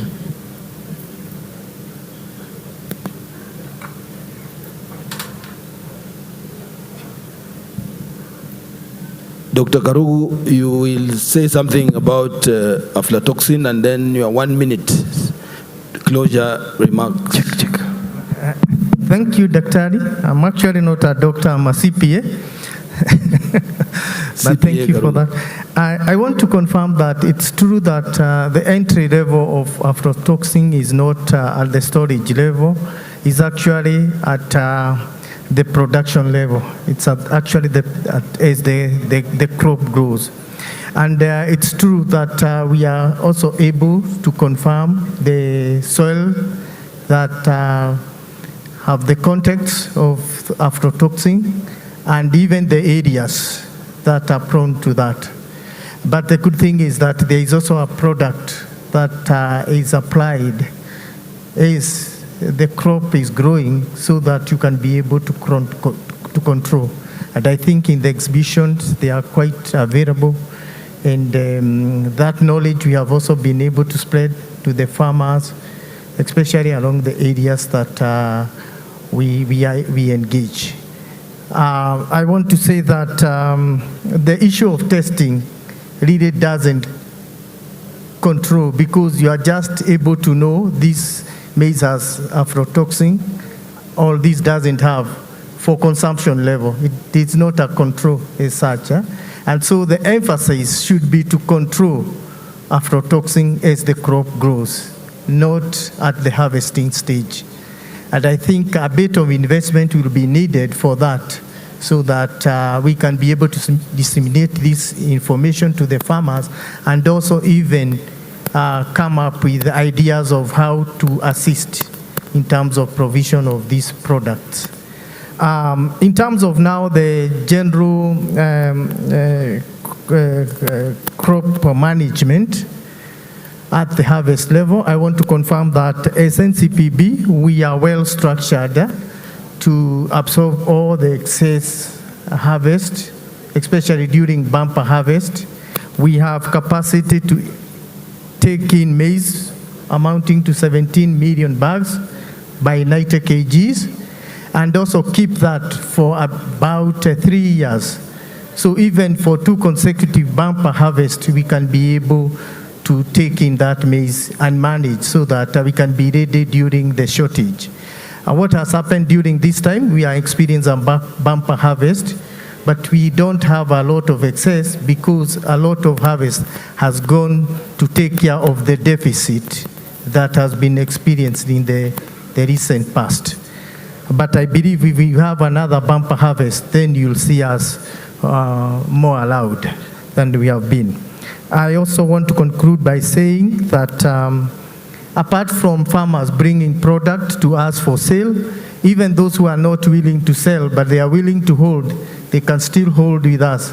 We have programs where we can have commercial storage for the product at a generally affordable fee. And we are also partnering with the Warehousing Council in terms of becoming a critical player in the warehousing receipt system. So I want to encourage farmers to keep on visiting NCPB stores for proper management. I want to conclude by insisting also that as you plant early, also have the early harvest management such that the product is brought to the stores early enough. For example, if maize is being brought now, there is a possibility of a lot of post-harvest infection. But those who are able to bring immediately after the harvest, then the grain is well taken care of. Thank you. Thank you very much. Probably for aflatoxins, our very own Calro has a product known as Aflasafe. So please pass through their stand and get to learn more about the control of aflatoxins. Next, 1 minute, Carol. Thank you. Allow me to address the youth who raised a concern about youth being included. I would like to emphasize the private sector is so much willing to work with you. Just avail yourself, attend such forums. I believe the biggest challenge we have had is the gap in knowledge on how you can be able to be accommodated. You can be accommodated in the export world and value addition, but the main challenge has been lack of good agricultural practices. Be able to understand what is the market looking for. Even in terms of exports, there are those qualities that the overseas countries normally look at. Get acquainted to the practices. Use such forums for you to be able to leverage yourself in a good place to be accommodated in the private sector. Thank you. Wanyonyi, your last thought. Okay, thank you. So I want to make a request to the government at least to introduce the aggregation centers in at least every sub-county to ensure that at least we reduce the losses on our crops. Number 2, to improve on extension services and organize the field seminars over agriculture matters. And then to provide the inputs now that we as youths, we've decided to do agriculture. Kindly, we call upon the government to support us with the inputs. And then we have also to improve on our soil testing. We have a problem with the soils. At times, we just decide to carry on certain crops, but we realize that the soil at the place cannot support that crop. So kindly, can we look on that to ensure that at least we improve on our products? And on losses, kindly, I request the government that at least we have warehouses at least in every sub-county or in every county, and we have good transportation of our goods to those warehouses to avoid the deterioration of our crops. Thank you very much. Thank you. Next.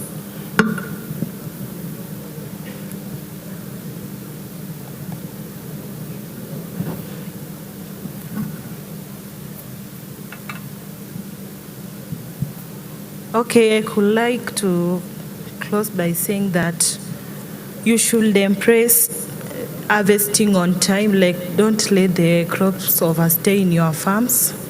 And also, during drying periods, allow your crops to dry enough so that the moisture does not affect it. Safe storage, adapt the new methods of storage by using like pesticides. Then also attend the agricultural seminars that are sometimes offered to farmers, and embrace new technology when it comes to farming. Do not be that person who is not willing to use the new technology. Thank you so much. Thank you, Daktari. For the potato value chain, I want to confirm that out of the 3 cold storage that were done by MSEA, 2 of them, Imeru and Nyandarua, are for potatoes. And I expect we would want to continue collaborating in terms of the potato value addition. So it is something that we can continue discussions after this. And then on the mentorship program for the agripreneur, I know the agripreneur program has a mentorship program for the mentors. My colleague Menjo will mention that. And then on the overall, as a PETS, we shall continue to support the government program as far as the post-harvest loss management is concerned. Thank you. Okay, thank you very much. As I also put in my closing remarks, there were questions that were fielded, and I'll try and respond to some of them in a very short time. Our sister there talked about not seeing agriculture officers in schools. I must admit that that is very true, because I remember when I was employed those days in early 90s, we used to have the 4K clubs in schools. We had a framework where extension officers would be attached to the 4K clubs. And Bwana CS, I think there is a 4K club unit in Kilimo House, because sometime before I came in as a CEC member, we were trained. I'm actually trained as a TOT in the revamped and revitalized 4K clubs. So I think it is something that we just need to revisit. But some of these issues can only be implemented when there is a strong policy and strategic framework. I think we need to have a policy on maybe youth in agriculture, so that we are able to really target the youth out of school and then the 4K clubs in schools. But again, we have some framework of ensuring that some of these 4K clubs are established in schools, because we have the agripreneur model that will be launched. So we shall have at least 5 agripreneurs in every ward. And I think we shall task them to also visit schools and set up the 4K clubs in schools, because if we can get the young people learning agriculture at a young age, that is when they'll be agricultural entrepreneurs when they leave school. Then there was the issue of the Robusta coffee. We have in this county, the Bumula area, which is LM1 zone, that lowland is actually very ideal for the Robusta coffee, which is ideal for the instant coffee.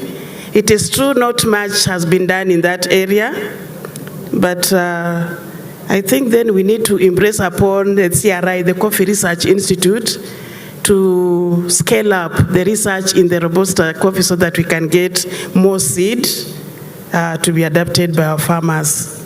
Then on the issue of aflatoxin, somebody talked about it being soil-borne. It is true.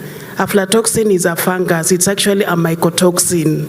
It is soil-borne, and we only also need to train our farmers when they are harvesting the maize. It should not get into contact with the soil because sometimes the handling is such that the maize gets dirty because they just throw it on the ground as they are harvesting. So in that case, it is able to pick up the aflatoxin. So this is an area that we shall build the capacity of farmers. And then again, as we've been told, we have the AflaSafe technology that can address that aflatoxin menace. Then one of my panelists talked about the soils, about soil testing. In Bungoma in 2015, we purchased 3 mobile soil testing laboratories. They were quite expensive because one was going at around 14 million. They are working, and we have our farmers who are utilizing that service. And then we also have our stakeholders who help our farmers access that service. So it's just about in strengthening the extension service so that farmers can be, their capacity can be built, especially on technologies and the solutions that are available for them so that they can increase productivity and enhance the food and nutrition security. Thank you very much. Let me just weigh in briefly on the 4K Club issue. Schools, we're doing some analysis on land usage in Kenya, and schools seem to be sitting in a very big land area, agricultural area. 4K Club is coming in as sensitization for youth on agriculture, but if we can turn 4K Club into producing food for the children in those schools, because close to 70% of the school fees goes to feeding children, I think it will do both. It will do food security and it will also do sensitization. If we can get the children, because there are schools that have even up to 200 acres, up to 500 acres in some places, but they're all lying idle. So I think we need to work on the model so that it's more of a food security. 4K Club is more of a food security for the school and the school-going children. But finally, on the post-harvest losses, the greatest area will be on the marketing. I think we focus so much on production and storage. I think the biggest loss is happening because of our market failure. I think there's need now to work on market information to make sure that the flow of produce from farm to the consumer is faster and is more efficient. I think that will help us. Even we can bring down post-harvest loss to about 20% just using the market information. Thank you. Thank you very much, panelists. I think we will step down and invite the MC to invite the final panelists to make their remarks on the subject before closure. Asanteni sana. Thank you very much. You may just step forward for a photo session. Just step forward. Jamani, tupigeni makofi wa panelists. Let's clap for them for the wonderful. I said we step forward for a photo session. Thank you. Thank you very much. We want to hear from our PSS as we close the ceremony. Maybe before the PSS, let me ask if Chair Thematic Committee has got something to wind up with. Honorable Itumbi, you have something to close up, sir? Nothing. PS Mangeni, welcome. Nothing. PS Rono, welcome. PS, thank you. Let me invite His Excellency the Governor to come and invite the CS. Welcome, sir.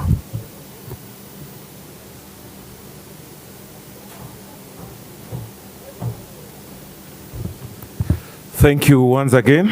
I think we had already spoken and we have heard. The only issue that I would like to put to the audience, and given that Waziri, you are here, and the PETS team, Dr. Menjo there, and your team, I was just looking at our budget in terms of the agricultural sector to support some of the activities and the challenges that we are facing in terms of post-harvest losses. And I looked at the counties, all the counties combined.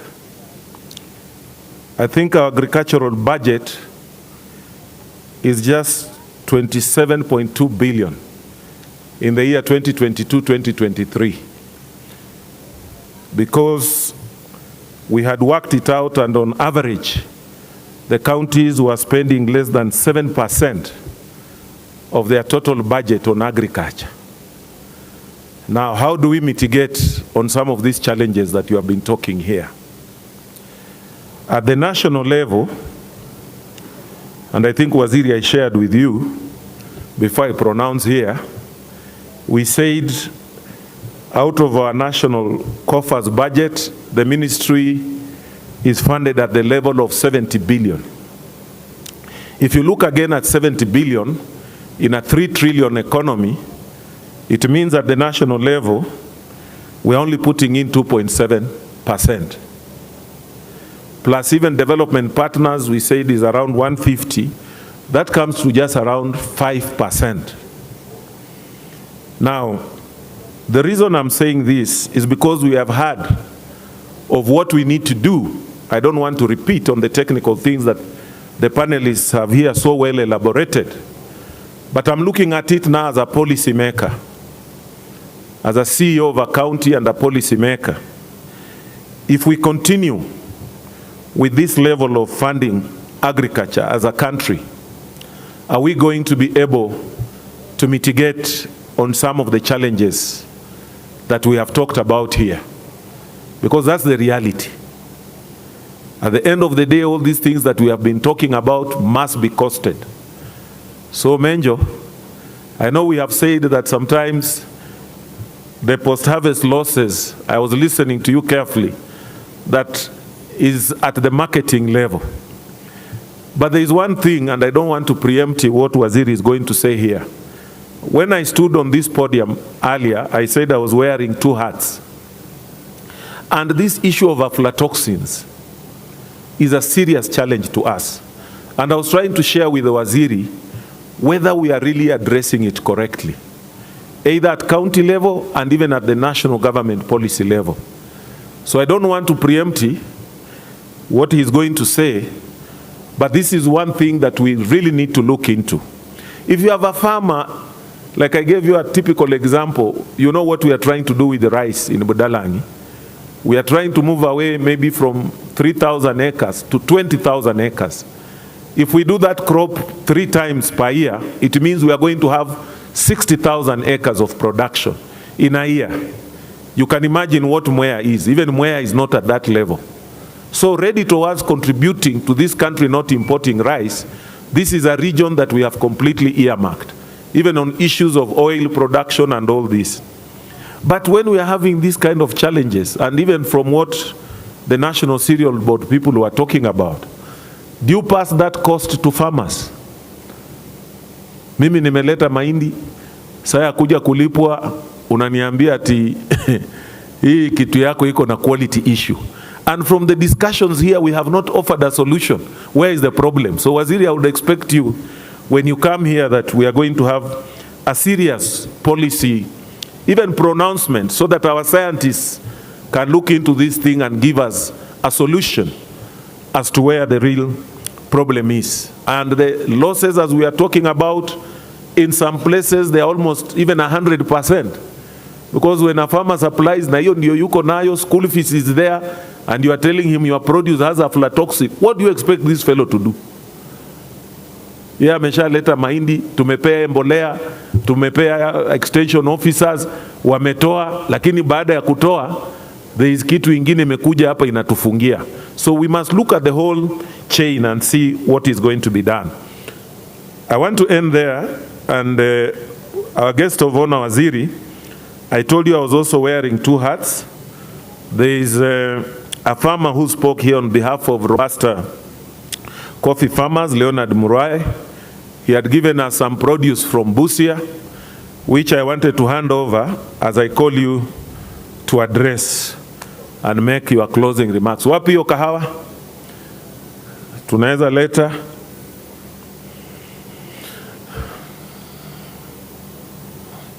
Nafikiri tutakuja hapa because after that I'll just call the waziri to address, to make his remarks.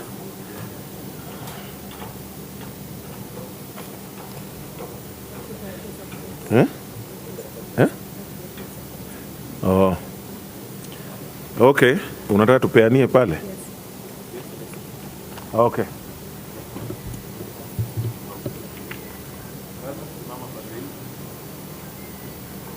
Nafikiria nitamwita ndugu yetu Itumbi uweze kupata Robusta coffee kutoka Busia on behalf of Western Region.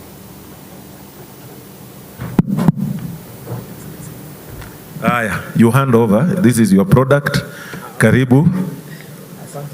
Aya, na upigwe picha. Asante sana. Thank you. Our PS for crops, Bwana Rono, karibu pia upate product. Na huyu ni subject wako. I'm sure what he had raised, you are going to be able to address. Asante sana, because we hear Robusta coffee is the best for instant coffee. Haya, ndugu yangu Mweke, PS Livestock, karibu pia upokee hii kahawa on behalf of this Western region, because as you were told, it's around Bumula. If you come to Busia, I mean to Bungoma here, and Bumula is just next to Busia. So it's the same ecological zone. Our daughter Susan Mangeni, karibu PS SME, pia upokee hii product yetu na mjaribu kupata suluhu kwa yale mambo mkulima Bwana Muruai alizungumzia. Karibu. Last but not least, I also want to take this opportunity to invite our guest of honor today. As you come to receive your coffee, I think we are also inviting you formally to make your closing remarks. Karibu sana Bwana Waziri. Makofi kwa mgeni at least. Karibu. Asante. Piga picha kidogo naye.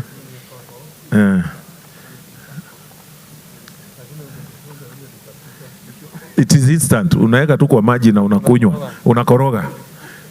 Asante. Na maji haina aflatoxin. Okay, thank you. And on that note, Waziri, karibu to make your closing remarks. Thank you very much, Governor Otuoma kutoka Busia. I thought, Governor, you would have told our good people around that mimi ni shemeji wako. And if you play around, I can easily run away with your daughter, uache ukihangaika huko. And I'm happy to be in this region. And Otuoma and I served in parliament together. So we are good friends and we've come a long way together, other than being an in-law. So let me simply say that the discussion that we've had here, in my view, is also an eye-opener to me. The topic on post-harvest loss management is a topic that is quite live, because just like has been said, the FAO projections in terms of loss goes to the tune of 40%. And when Menjo Sirindo spoke about balancing increasing productivity or reducing post-harvest losses, and when you look at it, you realize there is need for us to seriously think on how to deal with this problem, because probably if we were to manage losses, we'll be having enough for ourselves. And that being the thing or the issue that we have to deal with, then it requires us to critically see which best approach is available, which is cost effective, which is less problematic, and address or face this dragon and on.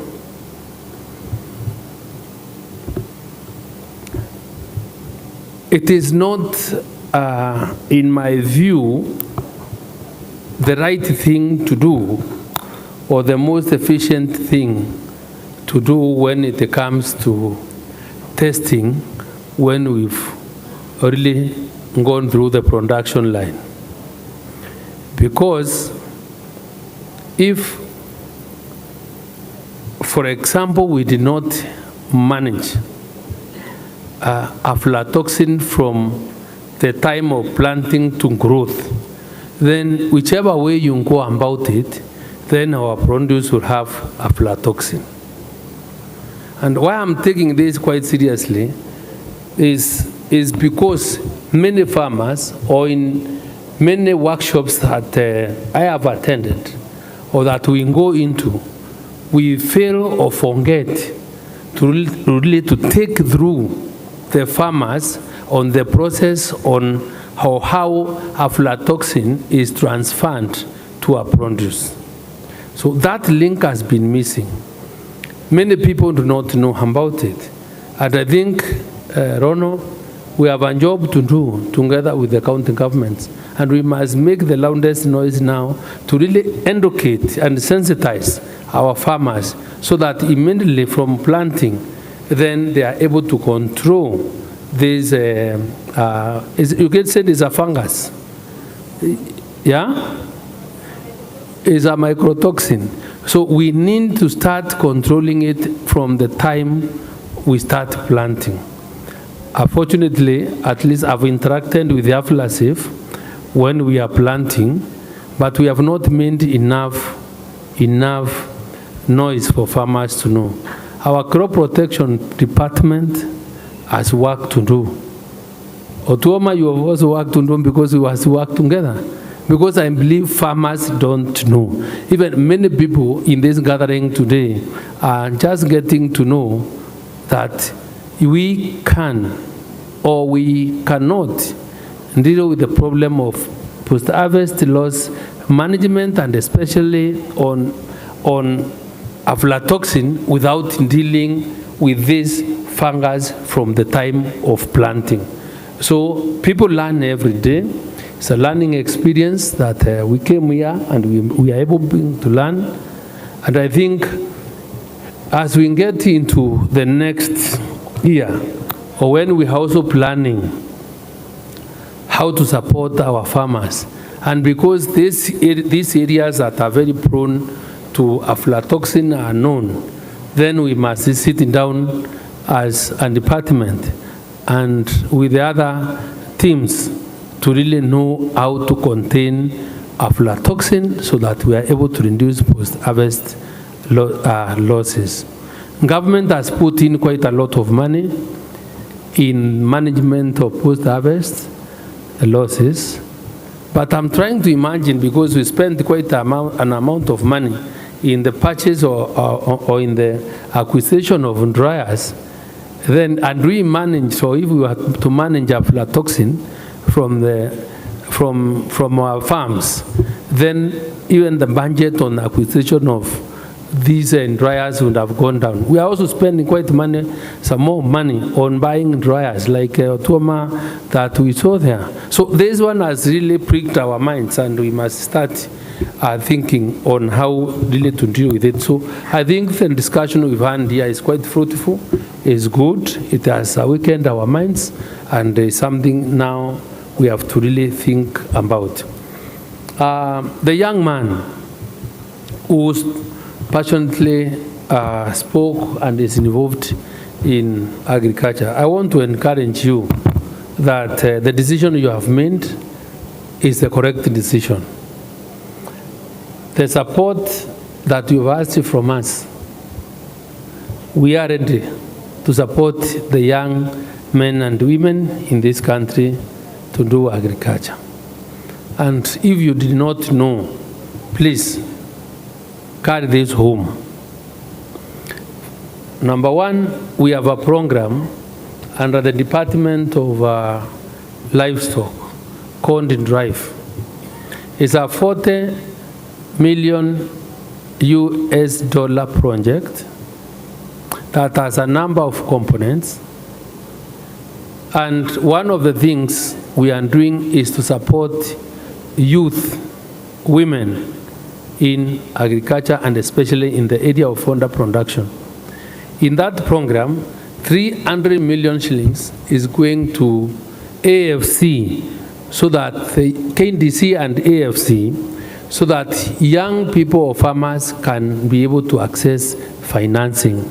So my good son there, if you have a project that you want funded, I don't know where you come from, but you can always get to the nearest AFC, the Agricultural Finance Corporation office, introduce yourself there, and you get assistance from our credit officers or from our managers there. And once you sit down with them, they will be able to guide you on how to access finance for agriculture. So government has committed money. We have even money in this budget, around 500 million shillings. That's how serious the Ruto administration is in financing agriculture. And I am sure with these discussions and with the economy opening up and attracting more investment, I think the government is not tiring in ensuring that there is enough resources to finance agricultural production. So there is money. I would want to mention that, yes, we have sent a number of times. And I think as government some time back last year, we also financed and gave money to the National Cereals and Produce Board to really into their warehouses, because the focus of where we want to get to is to warehousing, because these are warehouses. The warehouse receipt system and COMEX was really to bring about market linkages, so that it was one of the ways to reduce these post-harvest loss management or losses. So our stores, once again, are open.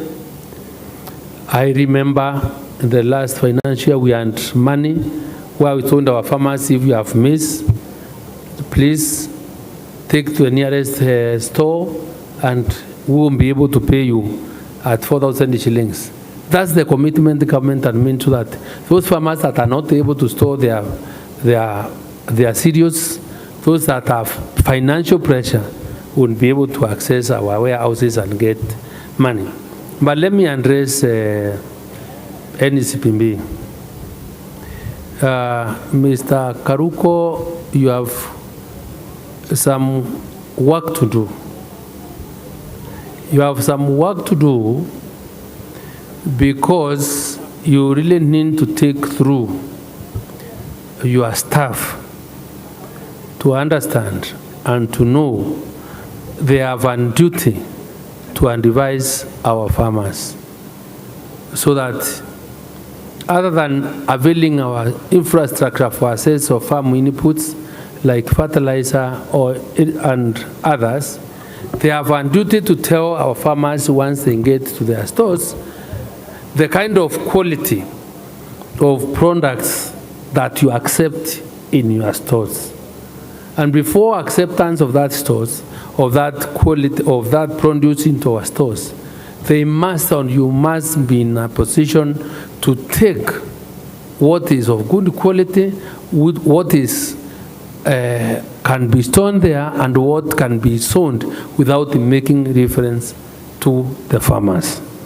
I am telling you this because your team is negligent, has been negligent to that extent, and even when people complain of aflatoxin infestation of their produce, at times people are not able to know.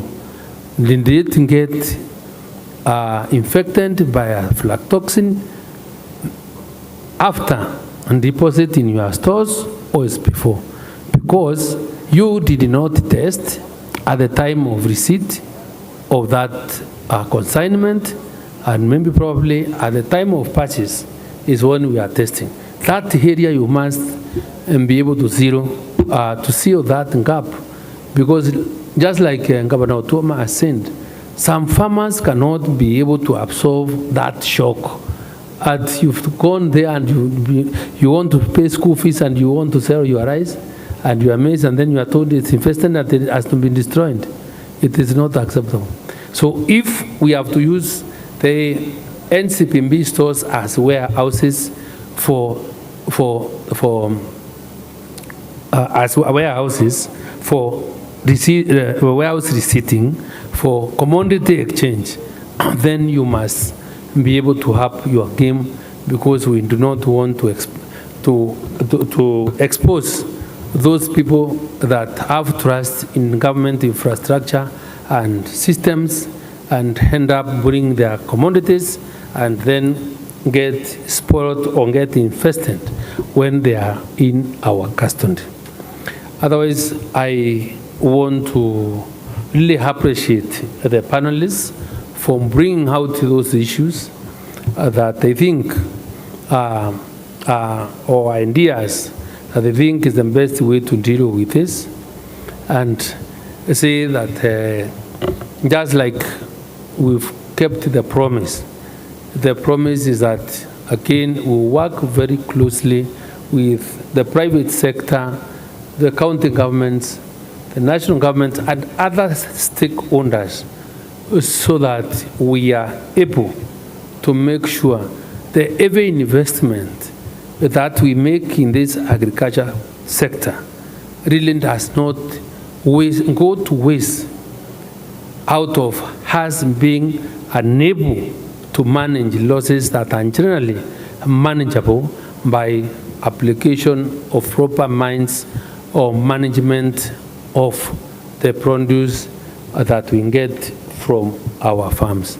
We'll be seeking to discuss on how we can better now manage this space, because from where I see it now, I feel as we even give people fertilizer to go planting, or as we give people seed like we did in sunflower, those areas that are marked to be aflatoxin infested or soils that people do, or where people plant or farm in those high risk areas, then we must be able to really give support so that farmers are able to start dealing with that problem at a very early age. And I view that will go a long way in reducing those losses.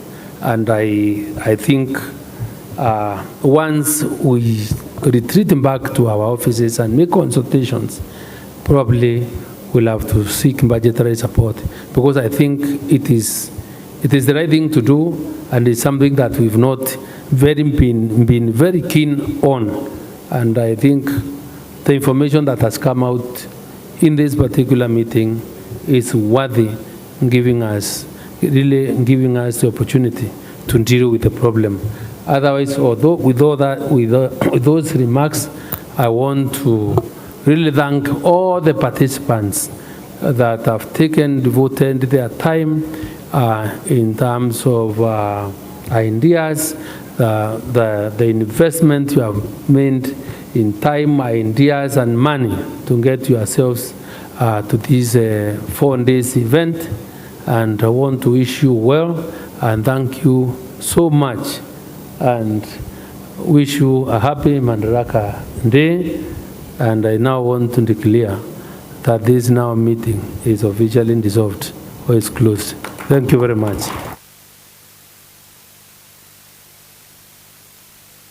Thank you very much, CS. A moment for announcement. From my colleague, 1 minute.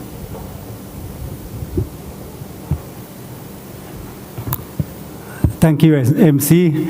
I just want to take this opportunity to welcome, to thank our leadership and members of the committee. Waziri, we had a very able member of the committee from the ministry, from the county government, from the national government, who provided 20 officers every day.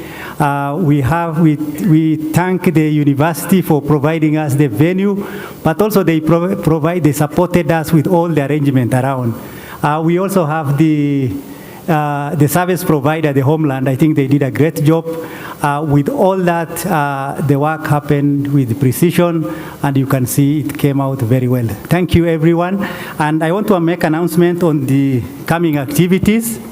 Number one, we'll be having the gala dinner and award this evening. It's starting at 6 o'clock, and we'll share the program. The chair of the Gala and Award Committee is CEC, Madam Dr. Ifeda. They have been working on this program, and we'll be able to share this program. It's starting at 6. Guto, the project coordinator NAF CDP. We are going to have a launch of agripreneurs during the Madaraka Day. Mr. Guto will be sharing a program for that. We'll be having a launch of that agripreneur during Madaraka Day, and Guto will be sharing that program with our administration soon after this. I think that is the main activity remaining. There is the commissioning of this exhibition. Exhibition is coming to the end today. So tomorrow we expect all the exhibitors to take their facilities, clean up, because we really want to leave this university in the way we found it. It was a very clean environment, and we want to clean it up tomorrow and through the weekend so that we leave as a good guest. And lastly, I want to indulge all our committee members. Please join us during the gala dinner. There are a number of awards, and we also close up this activity that we started. Otherwise, I want to thank you most sincerely, our leadership, and all those who have participated in this team. Thank you very much. Thank you, guest of honor. Sir, ladies and gentlemen, please be upstanding for the national anthem.